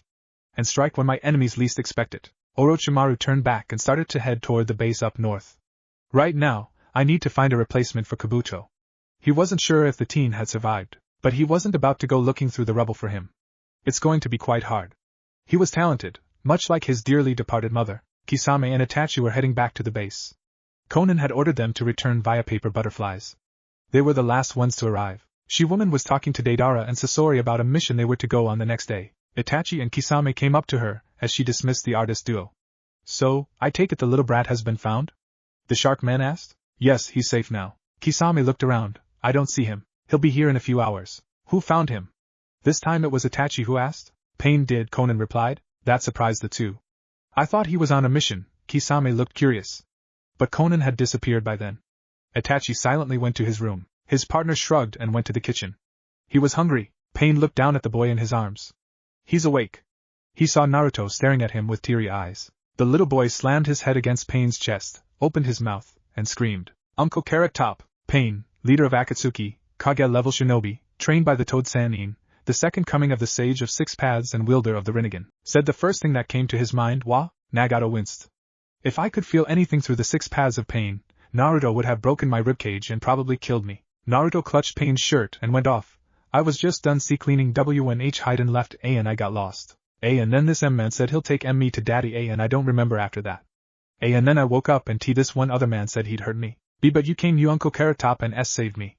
D did you beat the bad guys? Two thoughts passed through Nagato's mind. Again with the Uncle Carrot Top thing. And how can he say all that in one breath? Pain looked emotionlessly at Naruto. I hope this teaches you to never take anything from strangers. Or next time, I'll let those men have you. I'll never do it again. Naruto swore. Conan went to the tower to check on Nagato. She walked in and saw him sigh and shake his head. She looked curiously at her partner Nagato. The sole female Akatsuki member was the only one who did not call Nagato Pain. Not if it was just the two of them. What is it? Nagato told Conan about Naruto calling the Deva Path Uncle Carrot Top. She smiled a little. She thought about younger Yahiko. Had someone called him Carrot Top then, he would have thrown a tantrum. The older Yahiko, when he was Akatsuki's leader, would have found the title amusing though slightly annoying. He couldn't help but feel wistful whenever Naruto called him, well, the Deva Path, uncle. He felt a connection of sorts, much like how he felt with Yahiko and Conan. The two were like siblings to him. It didn't help the fact that the boy looked and acted like Yahiko, and then there was the name, Naruto. If he remembered correctly, his sensei said something about the namesake of a character in his book being taken from his own name, Naruto and Nagato. He frowned a little. I remember that conversation now, probably because of the name. Nagato couldn't help but feel that it was important. Naruto is an uncommon name. Itachi was sitting in his room, thinking. He was worried he was becoming too attached to Naruto. He felt guilty for enjoying having the boy around. The little walking ball of sunshine always managed to brighten up his day. He felt as if he was betraying Sasuke by being happy when the younger Uchiha wasn't. He had never taught Sasuke how to properly throw a shuriken, much less teach him any jutsu like he planned to with Naruto. He shook his head to clear away the thoughts. Now wasn't the time. When the Jinchuriki had been kidnapped, Itachi wanted to get him back and was willing to do anything to do that. Why? He thought to himself. Obviously because it was extremely dangerous for him to be with that vile man. He was a criminal, a missing ninja. Orochimaru would only harm Naruto. But then, what about the Akatsuki? It is just as bad for Naruto to be here, if not worse. The organization was full of S-rank ninja whose most important mission was to hunt people like Naruto. Sure, he is safe for now, but it isn't going to last forever. Itachi thought Naruto had 2 years at most. Because I have to cleanse the Uchiha name, and after he died, someone else would take care of Naruto. How will he react to my death? Itachi closed his eyes and massaged his head. He might not even have that much time. He thought. Pain seems to be adept in the sealing arts. He could find a way to weaken the seal. Then another thought passed Itachi's head and he wished it hadn't. What if they torture him? Or put him in situations that will break him mentally and emotionally? I don't want him to go through what I did. The Uchiha winced at the horror he'd seen, brought upon by war. No. I won't let it go there. He thought resolutely. I'll have to get Naruto away from here as soon as I can.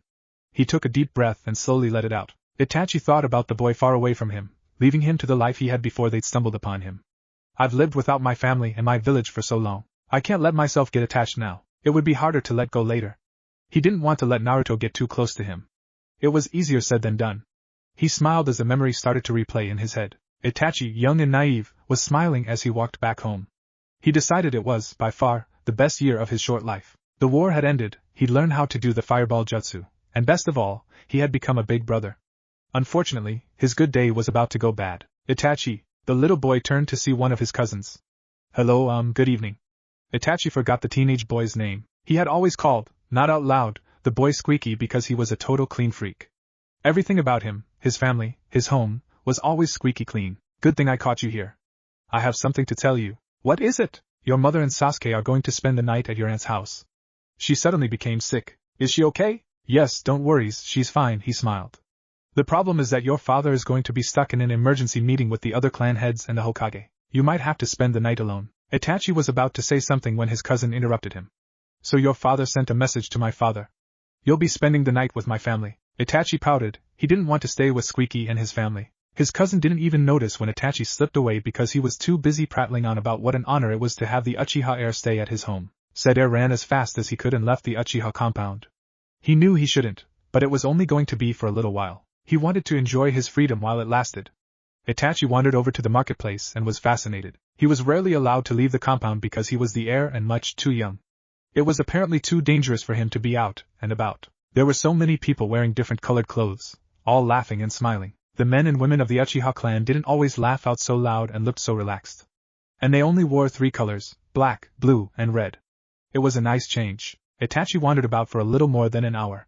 He figured he should head back now since it was getting close to dinner time. Unfortunately, he had no idea where he was. He looked around, lost. It was starting to get dark. He wondered who he should ask for directions. Itachi, is that you? The young boy snapped out of his thoughts when he heard some call out his name. A woman with long, beautiful red hair and noticeably protruding belly came up to him. She stood next to him and grinned down at him. Itachi knew her. She was his mother's friend. He'd met her plenty of times. Hello, Aunt Kushina, Itachi smiled. Even though she wasn't related to him, he still called her aunt, and kind of wished she was. She was really funny and had the guts to make jokes about his father right in front of the man's face. What are you doing here? I don't see Mikoto or Lord stick up his butt, Kushina said. Mother and Sasuke are at my aunt's house because she became sick. And father is in a meeting. I'm actually supposed to stay with Squeaky and his family tonight, Itachi replied. He was used to hearing the red-haired woman call his father several nicknames. Who's Squeaky? She asked. Oh, well, Itachi blushed. Kushina was a carefree type of person. Itachi tended to forget about manners and spoke his mind. He's one of my cousins. I can't remember his name because I can only think about how squeaky clean he is, she snickered. There may be hope for you yet. So, why are you here if you're supposed to stay with your cousin? I don't really want to stay with him, he pouted. Kushina grinned. How about we talk about it over dinner? I'm sure you're hungry. Yes, thank you. The two were sitting at Ichiraku's enjoying their meal, and Itachi was surprised at how fast Kushina ate her ramen. I think I'll have another miseo. She put down the empty ramen bowl. Maybe you shouldn't, Aunt Kushina. Itachi looked at the woman's stomach. You'll never get yourself a girlfriend with an attitude like that, she teased. I don't want one. Itachi blushed. I'm sorry. It's no big deal. Besides, I'm big not because of the ramen but because I'm pregnant. Itachi remembered his mother was also big, when she was pregnant with Sasuke. After they were done, the two left. Itachi sighed. Will you walk me home please, Aunt Kushina? I don't know the way. Sure thing, but if you want, you can stay with me. Really? Itachi asked. But what about my cousin and his family? I'll take care of it. They walked to her apartment with the woman chattering away. They were sitting on the sofa when Kushina gasped and held her stomach. What happened? The baby just kicked. He started about a week ago. She smiled and rubbed her midsection lovingly. Do you want to feel the baby kicking, Itachi? Sure. The Uchiha heir had already experienced it with Sasuke, but he was still curious about it. He moved closer and put his head to the side of her belly. I don't hear anything. Just wait a minute. Right as the pregnant woman finished, the baby kicked. Itachi snapped back, eye-wide holding his cheek. The baby kicks harder than Sasuke ever did. Kushina started laughing. Yeah, well, I guess he takes after me. Minato thought so too. What's the baby's name? His name is Naruto. Like the ramen topping? That too, but from where I come from, the land of Whirlpool, it means maelstrom. What's a maelstrom? And why have I never heard of the land of Whirlpool? A maelstrom is a powerful whirlpool in a river or sea. As for the land of Whirlpool, the reason you've never heard of it is because it was destroyed before you were even born, Kushina explained. What was the village like before it was destroyed? Itachi asked curiously. That could take a while. Why don't I show you the guest room and we'll continue there? Kushina knew she tended to get carried away and could go on for hours. Itachi would probably end up falling asleep on the sofa. The two went into the room and settled onto the bed. Kushina began the tales of her crazy adventures which continued in the Leaf Village. She spent 2 hours telling Itachi stories. The little boy was fascinated. The only stories he'd heard were about war and death alike, and the Uchiha don't read their young something as useless as fairy tales. You're so brave for moving away from your home and living happily here. I don't think I could ever do that. The people here are really what made it feel like home to me. I bet one of those people is the 4th Hokage. Kushina was surprised at Itachi. He knew about her and Minato. It shouldn't have been too big a surprise, he had seen them together with his parents. She thought about what Itachi said and burst out laughing. What's so funny? It's just, the first time I saw Minato, I thought he was a flake. He looked like a wimp. Really? Itachi looked surprised. Our super strong Hokage was a wimp? Wait, what's a flake? Yeah, but a certain incident changed my mind. What incident? Kushina told him the story about being kidnapped by Cloud Ninja and getting rescued by Minato. He was the first person to tell her how beautiful her hair was. Itachi looked thoughtful for a moment. I think your hair is pretty too. Kushina placed a kiss on his forehead. Well, that makes two people who think that. Alright, you need to sleep now. He nodded and crawled under the covers, falling asleep in minutes. Kushina looked at Itachi and smiled. She couldn't wait until Naruto was born. Then she and Minato would have a child of their own to tell stories to and put to bed. She got up and turned off the light as she left. As she was closing the door, she paused and thought out loud, why do I have a feeling I'm forgetting something? Halfway across the village, the Uchiha clan was in an uproar because the heir had been kidnapped. Kushina shrugged. Oh well, must not have been important then. Itachi chuckled at the memory. That little incident had caused quite a lot of chaos. 2 hours later, Pain and Naruto arrived at the base. They were in his office at the moment. He put Naruto down. Now stay out of trouble, or else I'll send you back to those men as punishment. Naruto nodded quickly and ran out of the room, eager to run back to his father. Itachi knew Naruto was back before he was tackled by a yellow flash. He winced. I think he just bruised a rib or two. He was glad he'd been sitting, otherwise he would have crashed to the floor in a very un-S-rank missing ninja-like fashion. The little boy hugged his father tightly, afraid to let go. A nostalgic feeling washed over him. Sasuke would always come running and do the same thing whenever he had a nightmare. Itachi ruffled Naruto's hair in a comforting manner. It's okay, Naruto. He felt the child relax and loosen his grip. He lifted his head and smiled. Yeah, I know. I miss you, Daddy. Did they hurt you? Itachi asked with a masked expression. His grin was as bright as his hair. They tried to. But I wasn't scared or anything. The man chuckled in amusement. I'm sure you weren't. Yeah, it wasn't like I was screaming and panicking, Naruto stated gallantly. Of course not, the Uchiha replied. I'm sure he must have been terrified and screaming for me to come save him. I failed him. Itachi's shoulders slumped. I'm glad you're safe. It's because of Uncle Carrot Top. He was so cool. He was like POW. And the bad guy was like NO. And Naruto launched into full explanation mode with lots of facial expressions and hand gestures. He ended up exaggerating the fight a little, well, maybe a lot. With something about Pain striking a superhero pose as Kabuto lay on the ground looking odd before saying he could never have defeated Pain and Naruto, and worshipped the ground. They stood on. Uncle Carrot Top? Please tell me you didn't say that to his face, Itachi sighed. He could only imagine the cryptic lecture he would be getting. Of course I didn't, Naruto smiled innocently. Itachi exhaled. I screamed it at him. The boy grinned proudly. Of course he did. Tell me how you got kidnapped. If Hayden had any part in it, which he most likely did, then was going to have to deal with a very unhappy Uchiha. Oh, okay. After me and the old man finished cleaning, we went to the marketplace. That's not what you're supposed to say, Naruto. But he has white hair, the boy pointed out. Yes, that is true. You may call him old man if you want. I meant me and old man is not proper grammar. You're supposed to say old man and I. Never mind, go on. The grumpy old man went into a big crowd and I lost him. Naruto suddenly remembered why he had lost Hayden. Oh, I saw a person selling bubbles. Can we go buy bubbles? Please, buy bubbles? You mean a bottle of bubble makers? I suppose, yes. Naruto cheered. What was I saying? Losing the grumpy old man, right? He nodded. I remember. I was lost and then this boy with glasses found me and said he would take me to you. And then he gave me candy and I got sleepy and then I remember waking up somewhere, and there was a creepy guy with the glasses boy. Orochimaru, Itachi growled. Yeah, that weirdo with the stupid hair. I told him Daddy's hair is way prettier. The Uchiha chuckled and shook his head before getting serious. He looked Naruto right in the eye. Never ever take candy or anything from a stranger. In fact, I don't want you talking to strangers at all. Understand? Yes, I understand. Good. We have 3 hours before dinner time, so how about we get back to training? The boy's eyes lit up. I totally forgot. Itachi smiled as Naruto jumped off the bed and pulled him along with him. We can go buy you those bubbles after dinner. He pumped his fist in the air. Let's go. It was then the saw it. He bent down to the boy's level. Naruto, where did you get that? Huh? He looked at his right hand. On his thumb was a ring. Uncle Carrot Top gave it to me. Naruto studied his father curiously. Itachi stiffened when he saw the ring.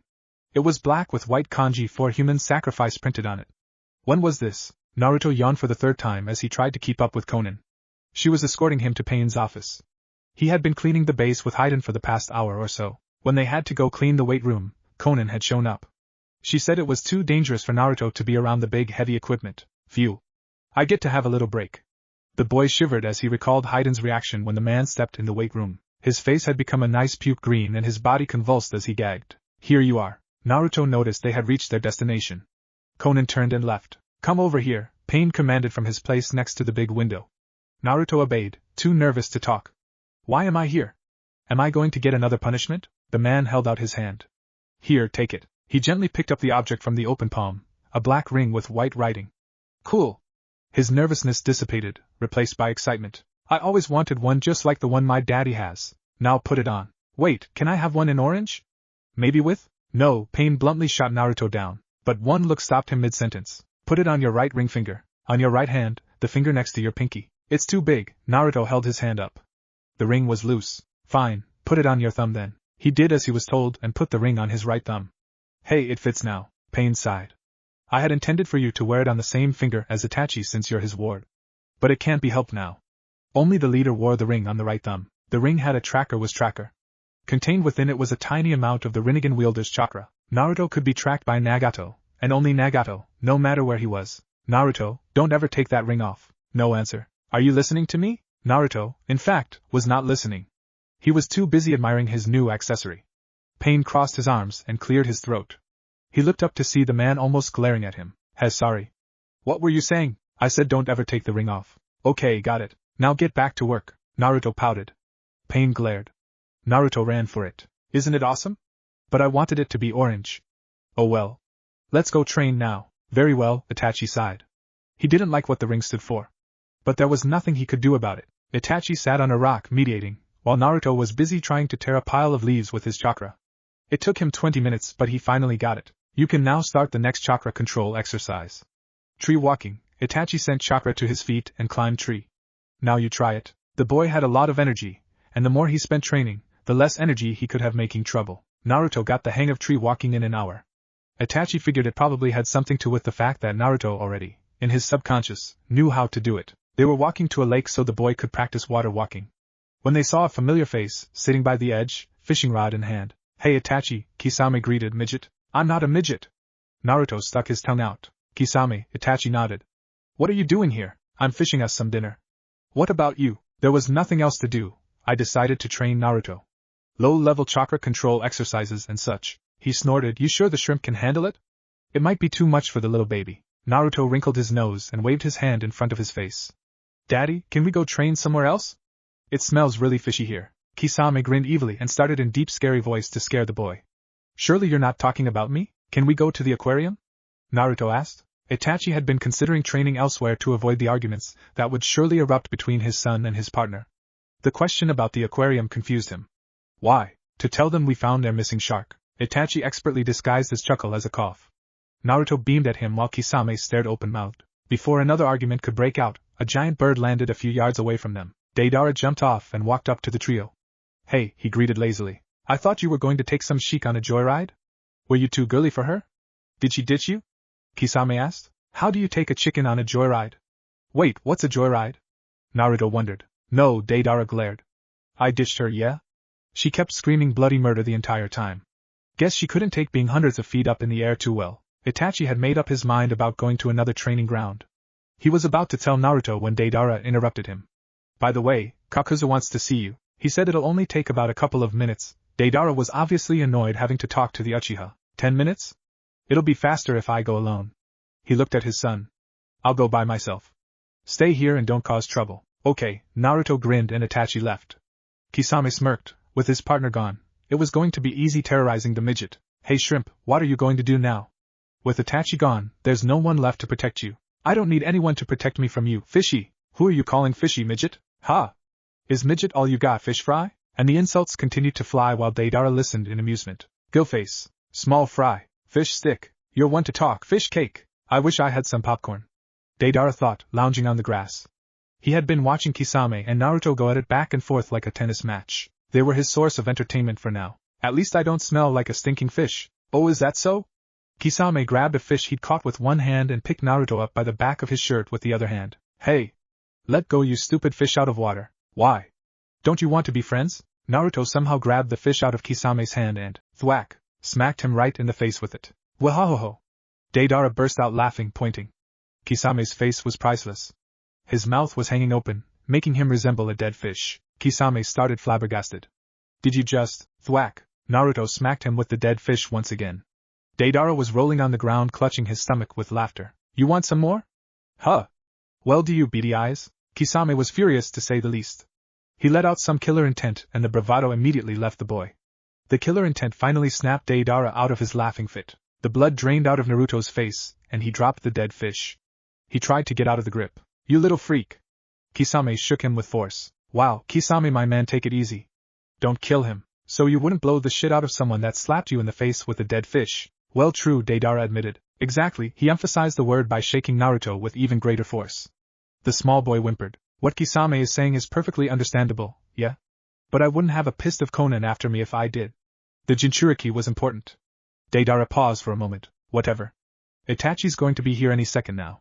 He must have felt Kisame's killer intent, yeah? Deidara decided to help Naruto because if Conan, or Pain, found out about, they'd have his head on a silver platter. He stood in front of the hulking blue-skinned man and put one hand around Naruto's waist with the other one in his clap pouch.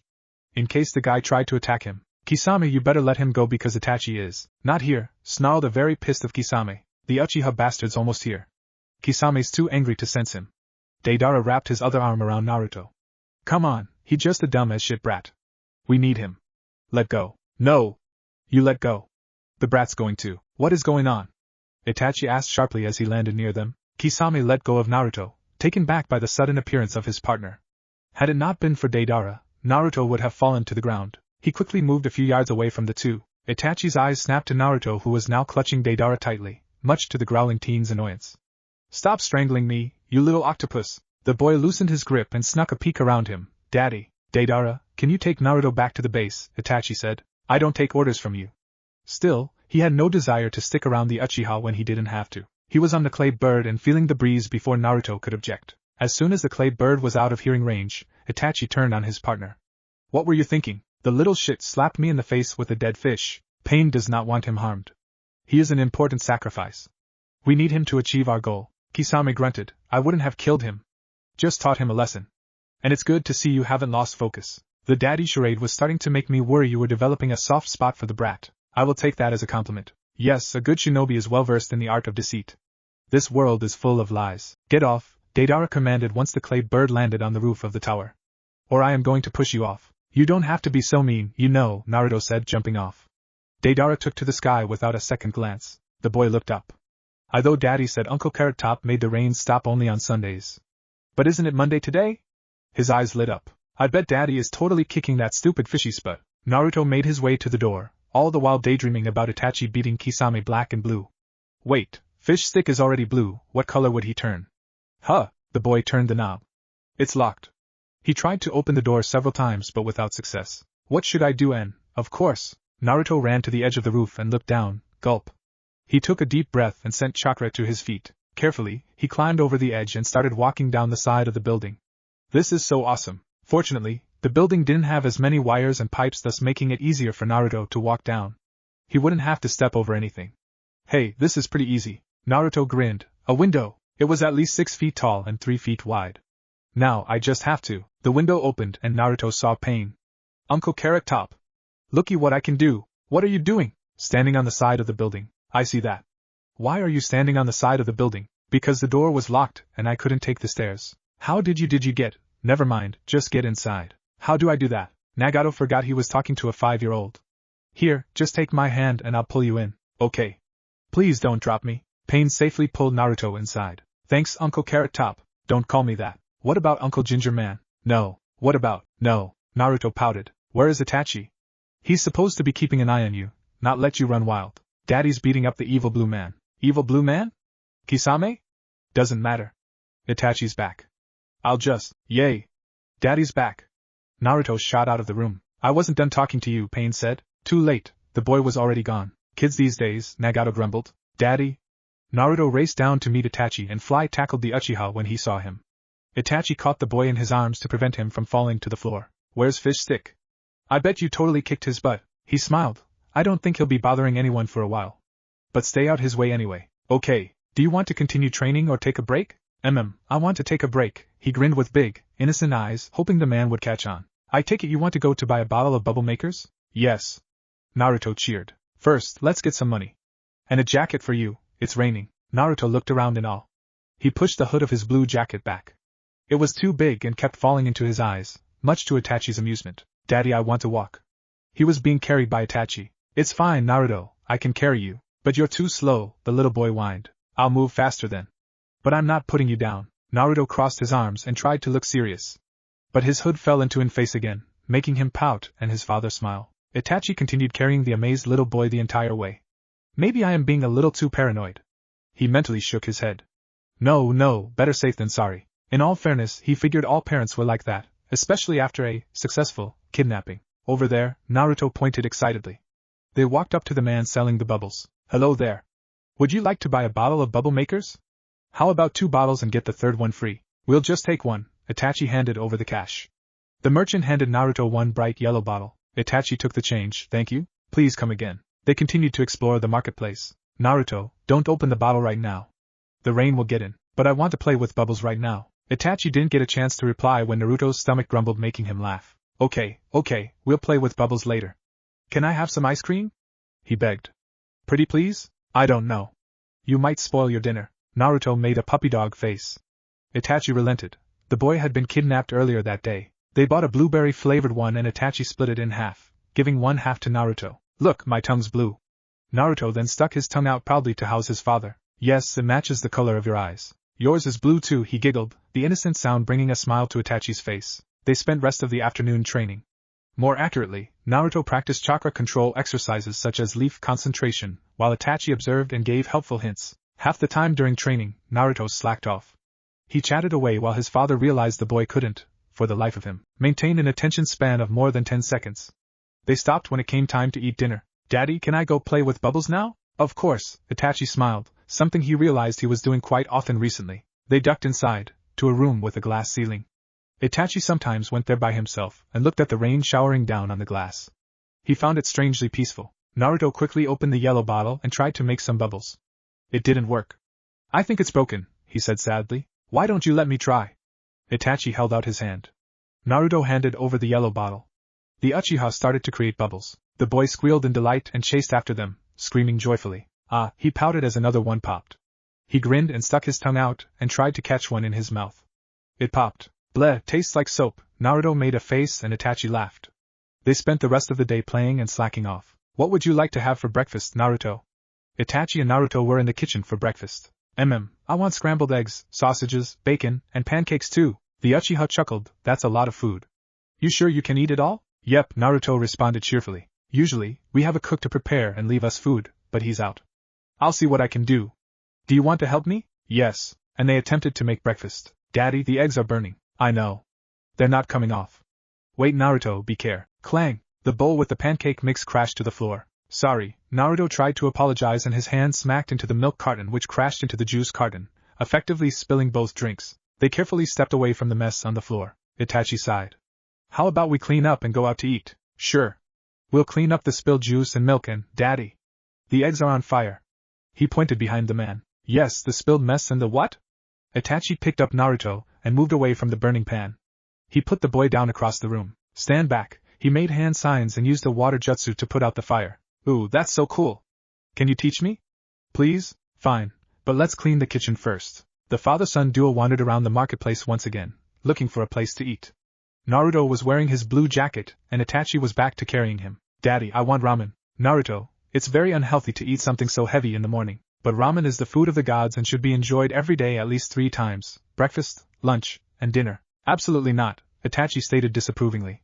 Eating so much ramen is far too unhealthy. Ramen gives me energy. All food gives you energy, Naruto. Well, not including junk food. And if you don't start eating more fruits and vegetables, you won't grow any taller. Naruto panicked before complaining, but vegetables taste so gross. Well, you should at least try to stop eating so much junk. Besides, fruits taste good. So do some vegetables like carrots. Itachi paused. Maybe I shouldn't tell him about carrots. If he finds out eating too many can turn you orange, he shook his head. Naruto sulked. Fine, let's go there. Some of the waitresses giggled while the waiters groaned at the arrival of 2 new patrons. One of the waitresses rolled her eyes at her coworker's silly behavior. Hello, what would you like to order? They quickly gave their orders. And would like anything to drink? Itachi looked at Naruto, who just shrugged. I want water, Daddy. We'll just take water then. The waitress headed back and was immediately surrounded by her female coworkers. So, did you get his name? Nope. The other waitresses groaned and the waiters rolled their eyes. Although I think you might be interested to hear what he little boy calls him. She didn't wait for a response. He calls him Daddy. They sulked and went back to work. Itachi and Naruto left after they were finished eating and went back to the base. Daddy, will you teach me that water jutsu you used? I want to do it too. Naruto, we just ate.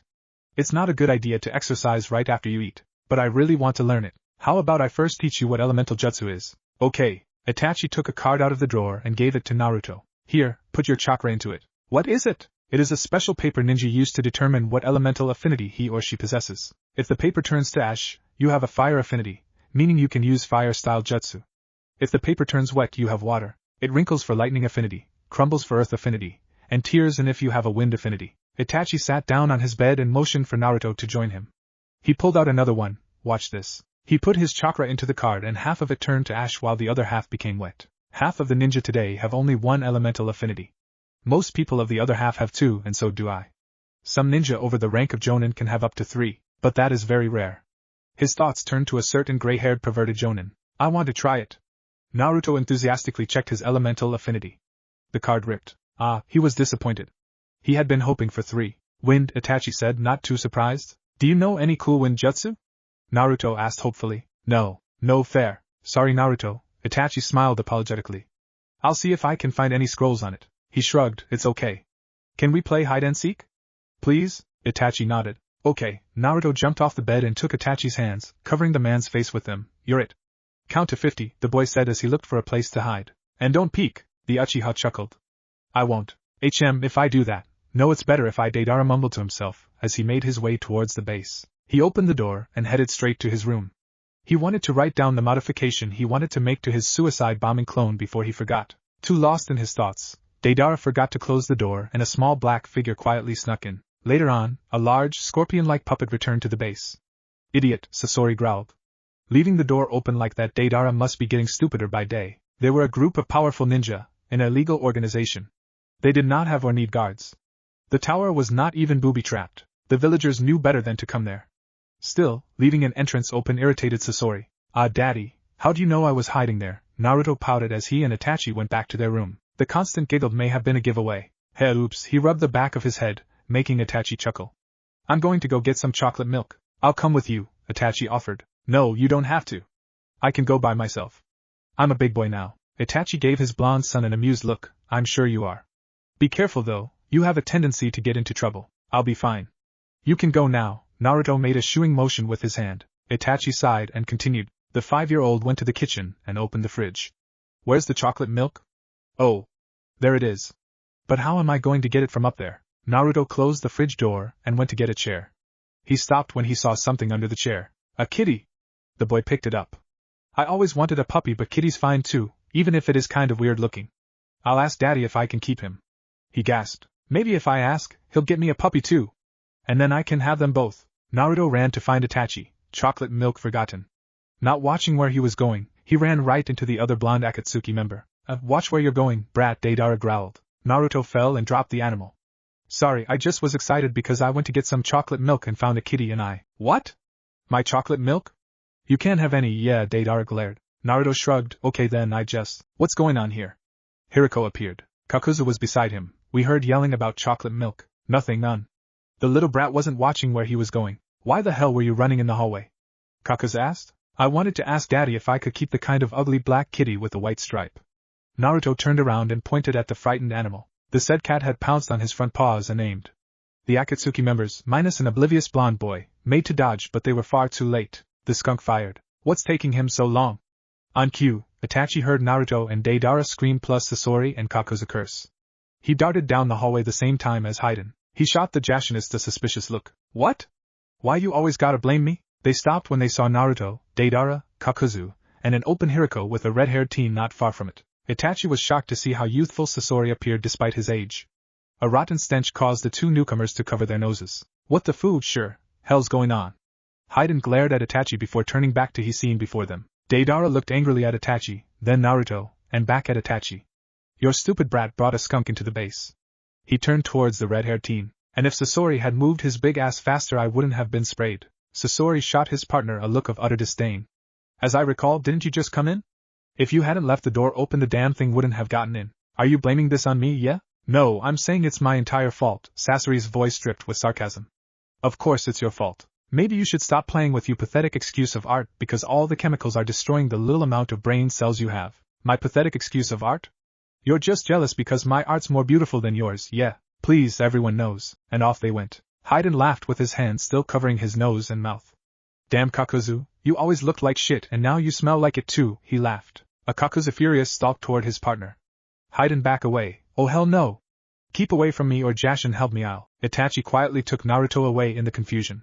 He got out a pair of blue shorts and gave them to the smelly little boy. Here Naruto, go change in the bathroom. Naruto sniffed his shirt he was wearing and made a face, yeah. Shouldn't I take a bath? No, Itachi shook his head. It'll only make you smell worse. Okay, he was walking to the door when he stopped. So, I guess it means I'm not getting a kitty, am I? No, you're not. What about a puppy? Forget get it. The boy pouted but went to change. Naruto, I'm going to be back in 15 minutes. Stay in the bathroom till then. Where are you going? To buy some things I need to get the smell out. Don't go anywhere until I come back, alright? Okay. Itachi knocked on the bathroom door. It flew open and Naruto ran to hug him, but stopped when he remembered about his stinky problem. Itachi put the bag on the countertop before picking up Naruto and putting him next to it. What's in here? I bought some things that will get rid of the smell. Itachi took out a bottle of hydrogen peroxide, baking soda, dish-washing detergent, and a yellow sponge. He started mixing the three equally in a large wooden bowl he found in the kitchen. Naruto watched curiously.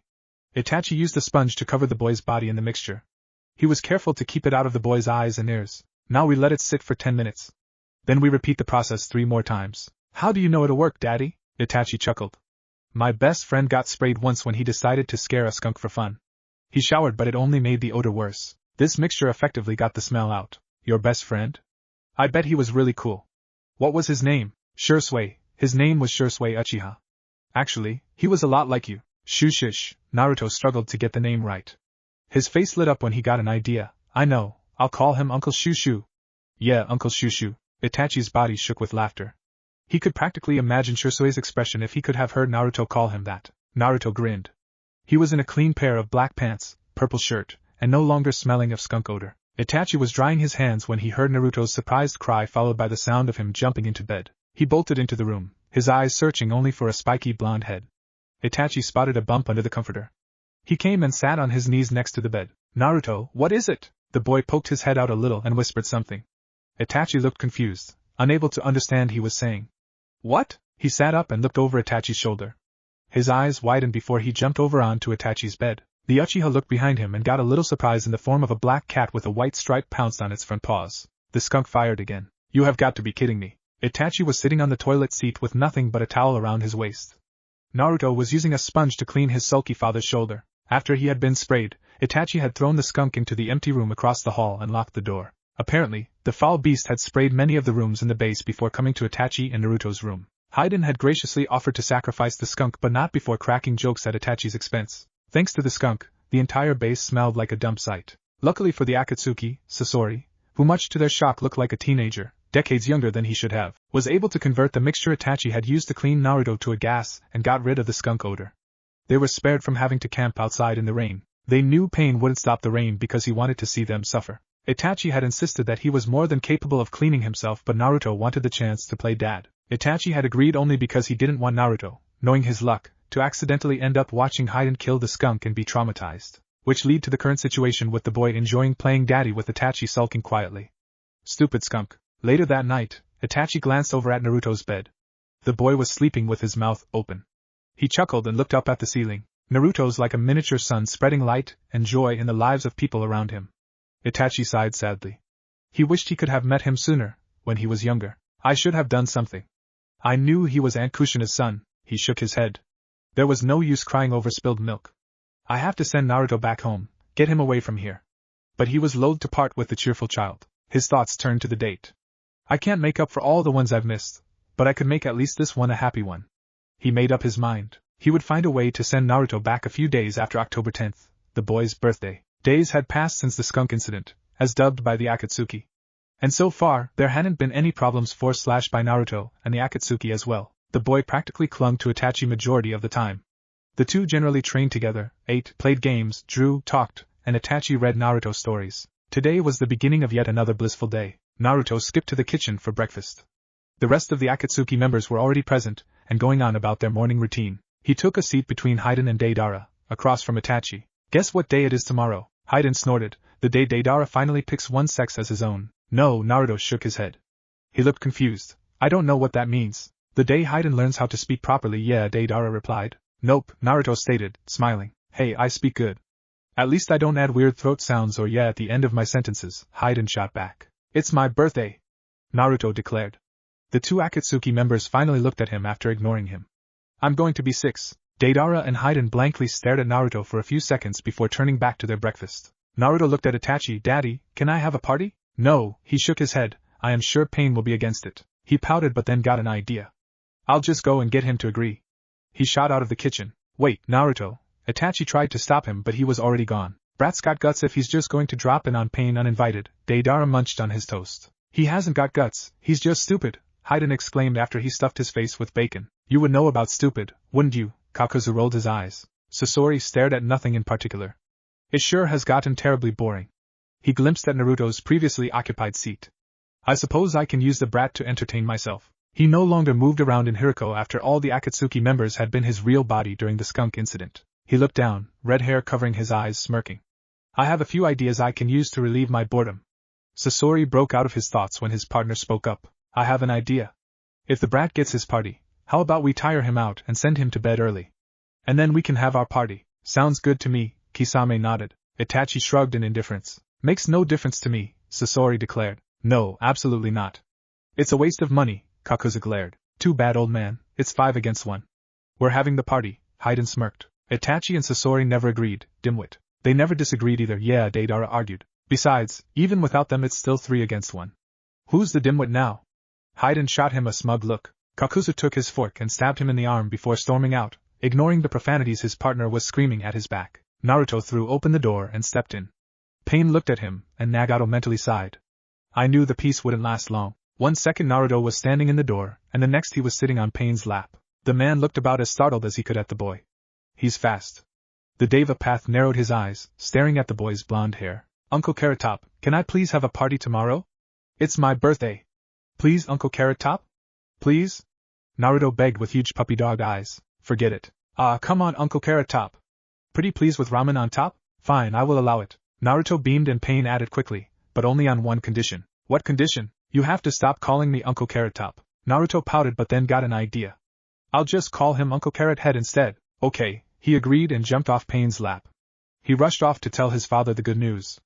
As Naruto headed towards the others, he saw Kakuzu walking angrily to his room. He wisely stayed out of the scary man's way and ran off after it was safe to pass. He said yes.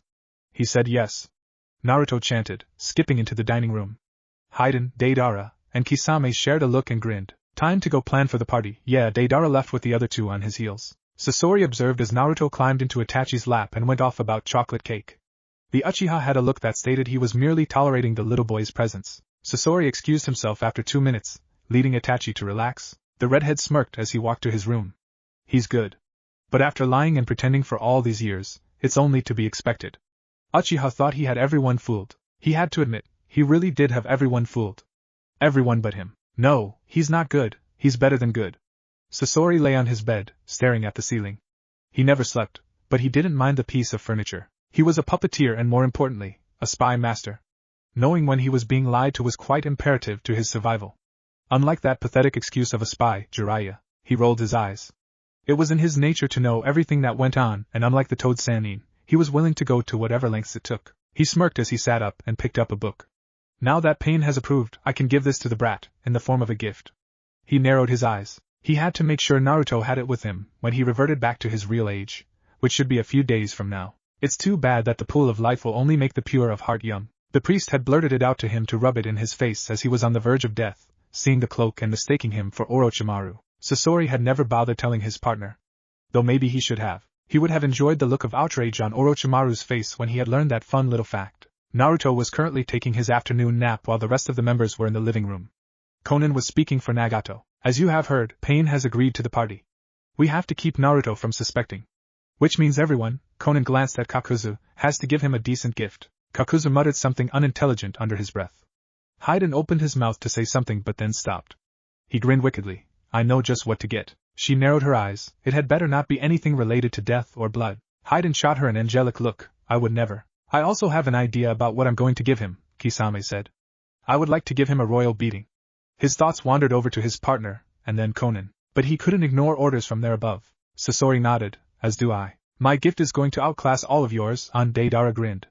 It had nothing to do with gifting Naruto to make him happy, he couldn't care less about that. He was only excited about his project which, naturally, had to do with his art. Conan dismissed them and they returned to whatever it was they were doing. What are they up to? Itachi doubted they cared about Naruto enough to ensure he had a happy birthday. They planned to kill him without mercy when it suited them. Something's going on.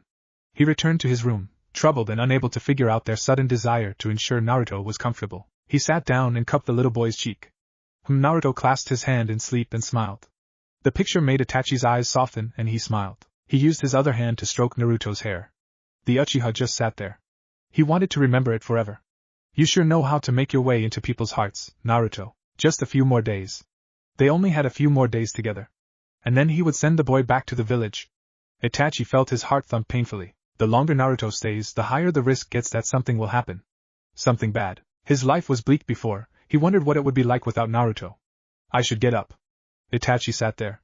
His body wouldn't listen to his mind, it listened to his heart instead. He wanted to sit there and stoke the little boy's hair. How such a trivial gesture brought him so much peace was beyond him. I really should stop spending so much time with him. It would be that much harder to let go when the time came. No matter how much he tried to reason with himself, Itachi just couldn't. He couldn't bear the thought of losing any more of the little time he had with the boy. He swallowed the lump in his throat. No. I refused to waste time worrying about what's to come. He would make the best of the next few days. The precious memories would give him the strength to live. Until he finished his mission, Itachi finally forced himself to let go of Naruto and get up. I have about an hour before he wakes up, might as well make use of it. Itachi grabbed a jacket and placed a kiss on Naruto's head out of habit before heading out. Itachi walked around aimlessly, surrounded by countless shops and stalls. I must be the only one, well with the exception of Kakuzu, who doesn't know what to get Naruto. While wandering around, something in the store window caught his eye. Itachi went inside. The moment he picked it up, he knew he had to get it. He bought the gift and headed back to the base. Hinata, Sakura, Sai, and Kakashi had come back in the village after a successful mission. Sakura and Kakashi were talking with Tsunade while Hinata stood waiting outside the building with Sai. You know, it's only the 4th time Sakura has gone on a mission, she said in her shy, quiet voice. Why? Is Sakura really that bad a kunoichi? Sai replied. What? No, you see, Sakura is the apprentice of the Hokage and works majority of the time in the hospital. Naruto, as you know, is off training with Jiraiya, and Sasuke, well, I'm sure you know about him. Sai nodded in understanding. Go on. Right, so she only went on 4 missions along with Kakashi-sensei to see if the replacement chosen for Sasuke could stay. I see. I wonder if I will be replacing Sasuke. No, you could never replace Sasuke. Sai and Hinata turned around to see a glaring Sakura with Kakashi next to her. Why, did I do something wrong? Sakura's glare was now exchanged for a smile. This time, Kakashi spoke up. Sasuke will never be replaced. That's why, you won't be taking his place. He smiled his one-eye smile. You'll be another member of Team 7, not Sasuke's replacement. Welcome to the team, Sakura grinned. Congratulations, Hinata smiled. Thank you, Sai smiled. It was far from genuine, yet not entirely fake either. What? Where am I? Oh yeah? Stupid berries. Jiraiya groaned internally and passed out. The herbalist observed the perverted Sannin. He should be back in good health in a day or two, and then he can go back to his apprentice, who should be back to his real age by then. Humming to herself, Yasumi went back to watering her plants. Itachi had hidden the gift he had brought the previous day. He had used the genjutsu to make sure no one, say a certain Jinchuriki, found it. Naruto, it's time to wake up, he gently shook the kid's shoulder. I don't want to, replied the sleepy boy. He was too warm and comfy and content. Here I thought you would be excited about your birthday. Itachi turned his back to the bed and started slowly walking towards the door. I wonder who I should give his present to. Naruto's eyes immediately shot open and not a trace of his blissful sleepiness was visible. He jumped out of bed and latched onto the man's back. I'm up. You don't to give my present to anyone, Itachi chuckled. Now that you're awake, why don't you get cleaned up and come downstairs for breakfast? Pain leaned against the window and looked at the village, his thoughts occupied by Naruto. Conan knocked before entering. Even after so many years, her heart still felt a little pang seeing the Deva path. What are you thinking about, Nagato? Naruto, he answered without looking at her. Conan raised an eyebrow. What about him? There was silence for a few moments. Pain looked at his partner. I believe we should train him and have him join our ranks. That was not what she had been expecting. What do you mean? We only have the one-tailed and the 8-tailed beast left to find. After that, it's the boy's turn. There is no way he would survive the extraction. That is correct. But I was thinking in case he did survive, It would be valuable to have someone young who may be the future of this organization. Conan was startled to say the least. I don't understand. Pain straightened up and looked her in the eye. We won't be around forever. In case something happens to one of us, we should have a backup plan. But why Naruto? Because I have reason to believe he is the legacy of Konoha's fourth Hokage. Today was just full of surprises. Or, at least for Conan it was. How is that possible? If it's true, why does no one know about it? The answers came to her immediately. Of course no one knows about it, the boy's father is dead. He had grown up by himself, so like his mother was as well. If Kumo or IWA ever got wind of it, exactly, even if they did find out, they would never think it was true seeing the way the boy grew up. It was all done for his protection. Compared to other Jinchuriki, he grew up a sheltered life. Pain gazed out the window again. Having the son of their Hokage in the Akatsuki would be the ultimate slap in Konoha's face. If we train him, he will grow up to be very strong and useful to us. Silence filled the room. I think it is a good plan. But there are quite a few holes in it. How do you know he is the son of the fourth Hokage? What if he does not survive the extraction? The third problem is the so-called Madara Uchiha. Remember when he came to us all those years ago? Yahiko never trusted him and frankly, nor do I. I never did and never will. I also do not trust him. That is one of the reasons we need to train Naruto. As for your second question, we'll see about that in a few years. If we think he is not ready, we won't extract the Kyuubi. Why do that if we can convince Naruto to join us, and he is willing to do what we say? Conan nodded. As for how I know Naruto's heritage, I have a few reasons. You know how a Jinchuriki is chosen, correct? It is someone who is related to the Kage in order to ensure loyalty. But that doesn't automatically mean Naruto is related to Minato Namikaze. After all, he was an orphan himself. That is true. But did you know when a female Jinchuriki gives birth, the child will have a physical mark which relates to the tailed beast sealed inside the mother? The whiskers, Conan narrowed her eyes. The soon-to-be Kazekage had the Shikaku sealed in him when he was just a fetus. Technically, the Shikaku was also inside of the mother. That is why he has those dark rings around his eyes. So you think Minato Namikaze secretly married a woman or was seeing someone and Naruto is the product of that relationship, she summarized. Correct. If your theory is right, that means Naruto's mother, most likely an Uzumaki considering his last name, and the fact that the first Hokage's wife was an Uzumaki as well. She was the previous Kyuubi Jinchuriki. Therefore, when the nine-tailed fox attacked 14 years ago, it was no accident. Naruto should be 14 now. That day, the seal must have weakened during childbirth. It all fits. I take it you agree then? Yes. There's also the fact Jiraiya-sensei taught Minato Namikaze.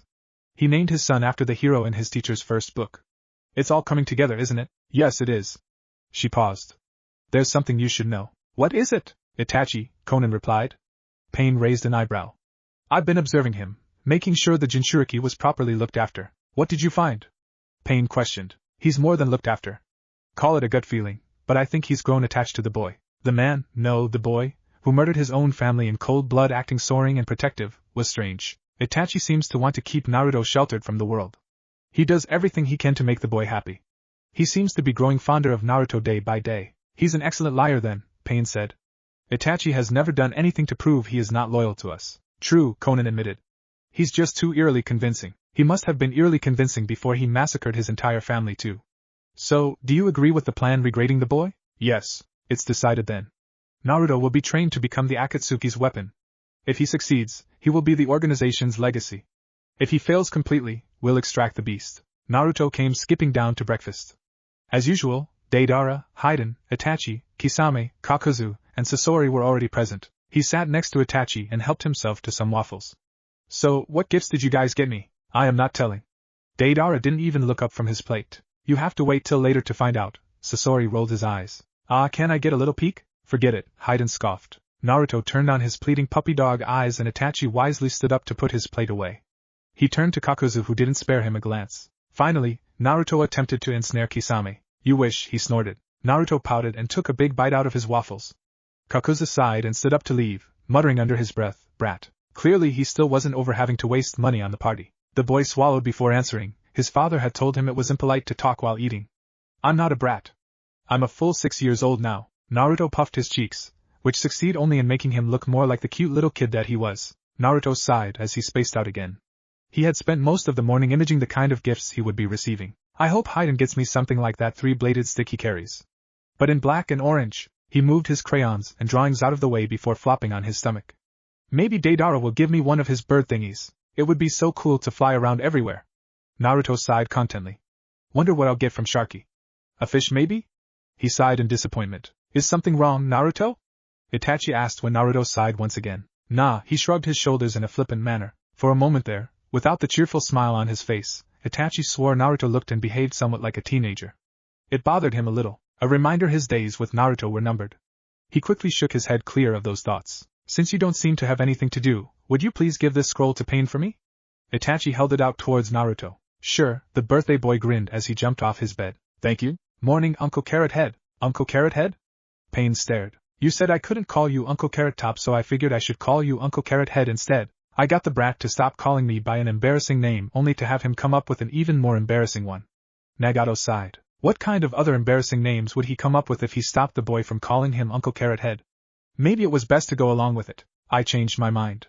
You can call me Uncle Carrot Top, but not in front of others. Naruto beamed. Okay. Pain paused for a moment before saying quickly, consider it my birthday present. You didn't buy me a present, did you? No answer. Cheapskate. Nagato stared disbelievingly at the nerve of the kid. He was busy running a damn village and an S-rank criminal organization, and he had the gall to talk like that to him. I'm letting you live, aren't I? Fine, fine, no need to get like that, he grinned. Uncle Carrot Top. What do you want? Why are you here? There was a hint of annoyance to his tone. I have a scroll from Daddy. Pain took the item and went back to work. Naruto was still there, smiling. You can leave now. But don't you want to play? No, now get lost.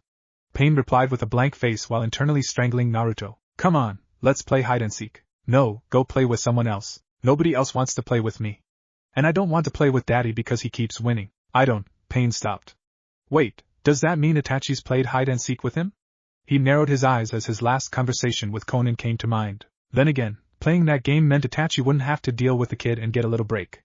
Naruto was about to speak when Pain interrupted him. Go away, I have work to do, but, go. Now. Or I'll call Orochimaru. Naruto was out the door before Pain could say Rinnegan. Note to self, use Orochimaru as a means of getting rid of annoying brats. What do I do now? Naruto grumbled, walking back to his room. He saw the door to a room open and, having nothing better to do, he poked his head in. Hayden was sitting on his bed, waxing his scythe, his baby. Normally, he would steer clear of the crazy man, but well, boredom had dulled his sense of self-preservation. What do you want? Naruto shrugged. I'm bored. Do you want to play with me? I have better things to do than babysit an annoying brat, Hayden sneered. Fine, the boy sighed. A minute later. So, what did you get me? Is it here? Is it cool? Can I see it? Hayden waved his hand in a dismissive manner. Naruto pouted. He came closer to the bed. The man still ignored him. And closer. Still ignored. Poke. Hayden's eyebrow twitched. Poke.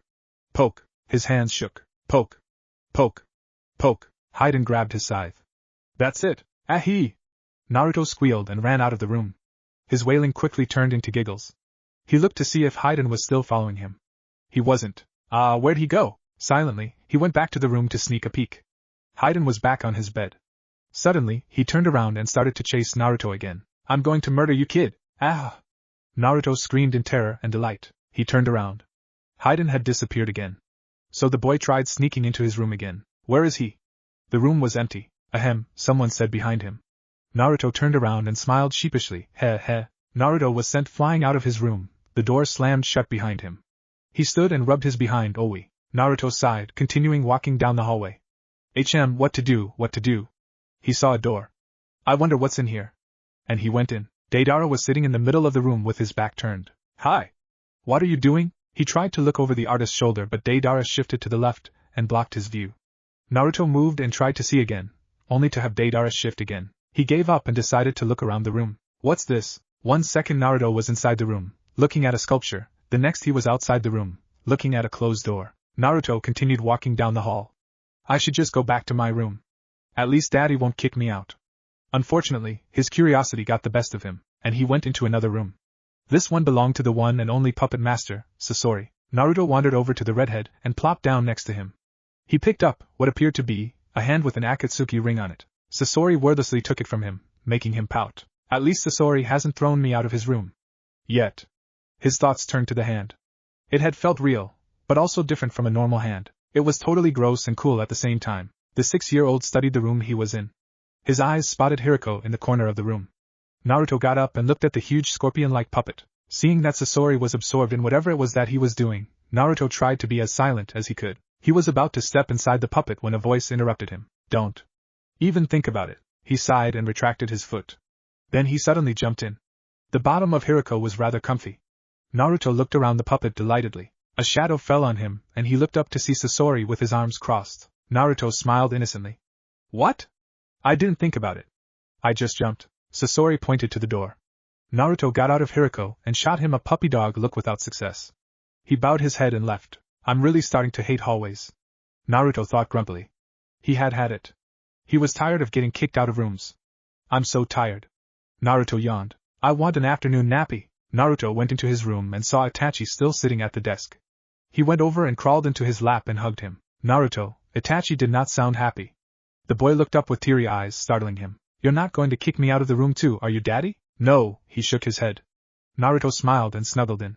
On the contrary, I'm going to make sure you don't leave the room until later today. What? Naruto's head snapped up. Pain called me into his office and told me you've been pestering the other members. I wasn't pestering them. I just wanted to play, Naruto said dejectedly. Some birthday this was turning out to be. Itachi sighed. It doesn't matter, you still aren't allowed to leave the room. He huffed. Well, I don't want to leave either. I just want a nap. Itachi waited for him to go to bed. He didn't. Instead, the boy decided to nap on his lap. He opened his mouth to say something, but Naruto's arms tightened around him. Itachi figured there was no use fighting a lost battle. Naruto yawned, sitting up in his bed and stretching. He looked around the empty room. The clock read 5:04. He grinned. He could leave the room now. He was on his way when he heard voices coming from the dining room. Maybe you should have continued, seeing that we still have room to breathe. That was his daddy's voice. We don't need your sarcasm, Uchiha. Sasori. Crash. This is ridiculous. A grouchy voice, Kakuzu, most likely. Go to hell, heathen. Haiden, without a doubt. If it means not having to see your ugly face, then yes, I think I will, yeah. That would be Deidara. $5 they're secretly married and this is just a lover's quarrel. Drop dead Kisame. Haiden and Deidara screamed. An irritated Itachi. A bored Sasori. An amused Kisame.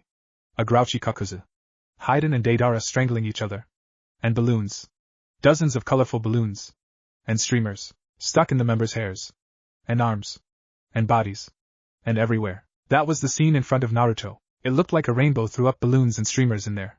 The Akatsuki members kept arguing until they heard giggling. They turned to see Naruto's giggling turn into full-blown laughter. At least the birthday boy's getting a kick out of this. Sasori rolled his eyes. You all giggle, look, giggle, so silly. I'm afraid to ask, but what happened here? Naruto looked over his shoulder to see the Akatsuki's sole female member standing behind him. There was no answer. Then, it's Deidara/Haiden's fault. My fault? Your fault. Stop saying what I'm saying. Oh. The two became silent at the same time as well. Conan sighed and looked at Sasori. Explain. Haiden and Deidara got into a contest about who could blow the most balloons in the least amount of time. Kakuzu wanted to save money by conserving the streamers. Kisame tried to take them from him, and all the streamers ended up blowing all over the place. And you and Itachi did nothing, I assume, she said dryly. Pretty much, yes, Sasori shrugged. So where's the cake? Naruto, the only person who was excited about the entire mess the place was in. Sasori disappeared somewhere, and he came back. He was reeling a huge chocolate cake in front of him. Wow! It's huge! Naruto's jaw, along with all the other members' jaws, dropped at the sight of the 5-foot-high and 3-foot-wide, round chocolate dessert decorated with orange candles. There was a white 6 candle in the middle at the very top. Everyone crowded around it as soon as Sasori had brought it in. Hold on, where are the matches? We still have to light the candles. From the way they were eyeing the cake, Conan knew they wouldn't wait long to dig in. I'll go get them, Itachi volunteered. He didn't want anyone to go because knowing the morons he was surrounded with, he wouldn't be surprised if they returned with a flamethrower instead. Deidara created a little clay butterfly to put on the cake. When Haiden tore his gaze from the cake, he saw the insect. He thought it was meant for him, and attempted to swat it. Seeing Haiden raising his hand readying to hit, Deidara acted according to his instincts. Itachi came back in time to see Haiden swat a butterfly into the cake and Deidara scream, Katsu! Boom! Spat! Pop! Spat! Spat! Pop! Pop! Spat! Splat! Spat pop! Pop! Pop! The room, along with its inhabitants, was covered in chocolate, streamers, and popped balloons. Everyone's eyes simultaneously turned to the birthday boy. Naruto was looking around the huge mess with wide eyes. His fell head and his shoulders started to shake.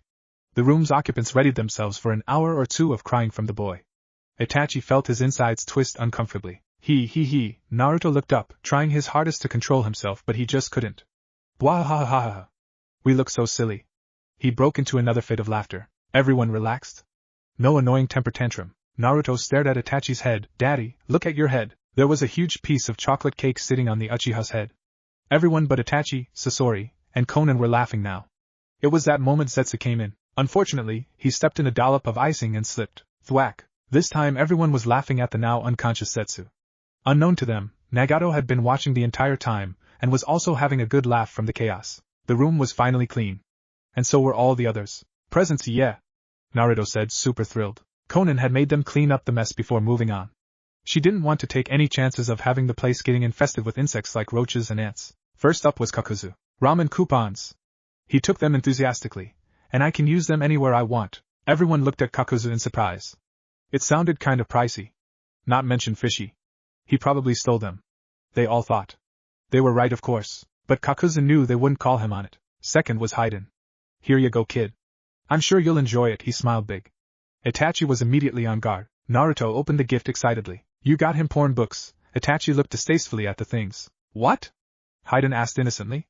I would have gotten him all three, but the old pervert hasn't finished the third one yet. What's porn? Naruto asked curiously. Deidara opened his mouth to explain. Let's open another present, Itachi suggested. Naruto had no problems with that. Third was Zetsu, who had woken up some time ago. The two had barely intercepted, but that gifts would go a long way on Naruto's end. Cool, he looked at the pocket watch and the dagger. Sasori went forth. A book on how to be a spy. This is so awesome. After I finish this, I can learn ways to find out people's secret and blackmail them. Thanks, Sasori. Naruto was practically jumping up and down. He smirked, ignoring the glares from some of the others. If only you knew the real purpose of the book. Kisame was the fifth one. Whoa, Naruto looked at the fishing rod in his hands with awe.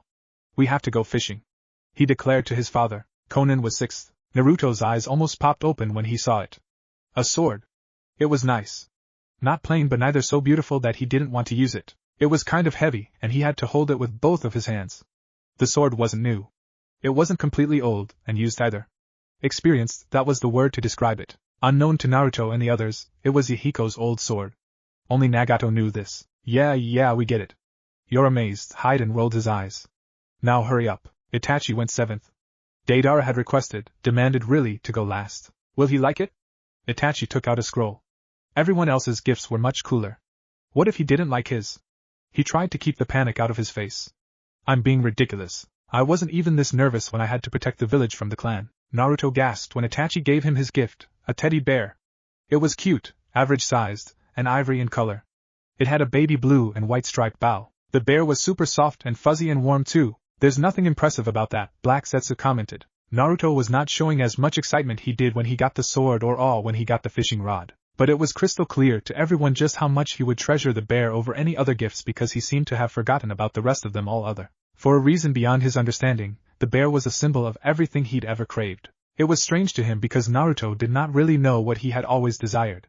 Itachi was relieved when he realized how much Naruto already seemed to adore the bear. Finally, my turn. It's about time too, Deidara said eagerly. It wasn't raining. I requested the bossman to hold the rain for a while. Deidara looked even more thrilled than Naruto. Check this out. He took out some clay and morphed it into 3 clay birds.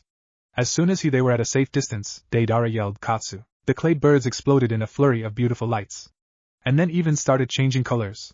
Deidara took the time to create more birds and set them off. Ooh. Naruto stared mesmerized. They exploded into silly smiley faces and 3D-like objects. His jaw dropped. The fireworks went on for a few minutes. Deidara ignored the others the entire time, focusing only on his art. He let loose the last batch of his clay birds. Art is a bang. His claimed with a manic expression on his face. Katsu. There was one last huge explosion of beautiful lights before the show ended. Deidara smirked as Naruto kept talking about how awesome and cool it was, shooting Sasori smug looks. Soon, the gray clouds above them started brewing and they returned to their rooms. Everyone was too tired for another party and decided to call it a night. Naruto was sitting on Itachi's bed, staring at his new teddy bear. Itachi sat against the wall. He knew what Naruto would do, as predicted, crawled into Itachi's lap as soon as he was on the bed. Have you picked a name for your bear yet? No, I can't come up with a good one. Itachi gave Naruto a comfortable smile. The biggest problem the kid had was that he couldn't find a good enough name for his teddy bear. The entire reason he had picked it was because he wanted Naruto to keep that innocence as long as he could. Itachi knew all too well the evil the people in the world were capable of. He wanted to shield Naruto from that cruel and harsh reality for as long as he could. Something that no one had ever done for the kid. Don't worry, I'm sure you'll find a nice name for him. He smiled cutely. Naruto, why do you like my gift best? Itachi asked, genuinely curious. It isn't as cool as the sword you got from Conan, or the fireworks show from Deidara. Naruto smiled at the bear in a very loving and caring manner. I don't know. It just feels right. As if I've always longed for it. Like it was something that if someone gave me would take away all the loneliness. Itachi acted before thinking. He took off his necklace and showed it to Naruto. This necklace was a birthday gift from my best friend, Uncle Shushu, right? Itachi chuckled. Yes. Now, look at what happens when you hold it up to the light. Naruto narrowed his eyes as he tried to read the word in each little circle. Hope, and that's loyalty. And the last one is something. Perseverance. Hope, loyalty, and perseverance. The 3 traits I believe in most. These are the traits that define you, Naruto. He slipped the necklace around the boy's neck. It made a little clink as it touched the necklace Tsunade had given him. Naruto beamed at Itachi and hugged him. I love you, Daddy. Love you too. Naruto stared at the teddy bear in his hands, lying on his stomach. I wonder what I should call him. He glanced at Itachi. Daddy, I can't come up with a good name. Can you help me? Itachi looked up from his book. Sorry, Naruto. I've never had a teddy bear before. Well, that wasn't a lie, but, so, Itachi, did you have fun? Mikoto asked. She had dropped him off with Kushina so she could take baby Sasuke to the doctor for a regular checkup. Yes, he smiled. I had a lot of fun. And look what Aunt Kushina gave me. Itachi held up an orange fox. Isn't he cute? What is that thing? The two turned around to see Fugaku. He had overheard the conversation and wasn't happy. The Uchiha clan head hadn't forgotten the uproar the red-haired demon caused when she kidnapped his son without informing anyone. Aunt Kushina. Yes, I heard. But why do you still have it? And that woman is not your aunt. Fugaku, it's just a toy. Mikoto looked at her husband disapprovingly. You know the only reason Itachi, why don't you go to your room so your father and I can talk? Okay, he turned to leave. And dispose of that fox. Fugaku amended his words quickly at his wife's stern look. Itachi was still able to hear his parents' conversation. But he hadn't understood it until years later. As for the fox, Itachi had hidden it and lied about throwing it away. The toy was still in his room under one of the floorboards. He looked down in his lap when a pair of tiny arms wrapped around him. Naruto's clingy actions no longer surprised him. In fact, he rather welcomed them. Naruto seemed to need more physical affection, such as hugs or hair ruffles, than any other kid Itachi had known. Then again, the only other kid he had really known was Sasuke. He wondered if it had to do with the boy's memories of growing up, deep in his subconscious. He was hungry for attention and affection that he hadn't received growing up the first time around. Itachi was more than happy to provide it. It's okay, Daddy. We can share him. He stuck the bear under his father's nose. Itachi chuckled, pushing the toy back. It's alright, Naruto. I bought him especially for you. Okay, he nodded and smiled. I'll go find Uncle Carrot Top. Maybe he'll know an awesome name. Itachi's eyebrow twitched at the cute little name for the leader of the world's evilest, and only, S-rank criminal organization. Naruto's eyes widened. Daddy, you have it! Huh? What do I have? He asked, surprised and confused. The disease. Naruto said in horror. He stiffened. How does Naruto know about my disease? Was it that obvious? If a child was able to figure it out, did that mean the others knew about it as well? How had the boy known? Despite the inner panic, he kept a calm expression on the outside. What disease are you talking about? The one where your eyebrow jumps up and down really fast. Uncle Carrot Top has it too. I mean, he kinda almost does. But Deidara has it. I've seen it. And Haiden too. Itachi's eyebrow twitched again. There it is again, Naruto gasped, pointing above the man's right eye in terror. He then proceeded to poke it with his index finger. The left side of Itachi's lips twitched in amusement. It didn't last long because a certain panicking boy saw it. It's spreading. Naruto wailed. Watching his son act like a headless chicken made Itachi chuckle. As comical as it was, he figured he ought to calm the boy down before he became hysterical. Naruto. He was still freaking out, and poking his daddy's face. Naruto. Itachi grasped his hand, pulling it away from his face before the boy poked an eye by accident. Relax, it's not a disease. It won't kill me. Then what is it? It is, Itachi paused, trying to find the best way to answer the question. A quirk, I guess. You can say it's a habit that many people develop. You sure? Naruto sniffed. Yes, I am positive. He ruffled the boy's hair. Naruto hugged him. Daddy, he whispered softly. Yes? Itachi stroked his soft, bright hair. Don't die. Don't ever leave me. The grip of Naruto's arms tightened. I won't. He hoped the uneven beating of his heart wouldn't give him away. You promise? I promise. Itachi was grateful Naruto couldn't see his face. The guilty expression would definitely have given him away. Death. It was inevitable. He could only prolong his life with medicine for so long. And how could he stay with Naruto knowing full well the danger it put the Jinchuriki in? I know. Naruto pulled away, wiping his tears, smiling once more. I'll go ask the others. He jumped off and ran away before Itachi could say anything.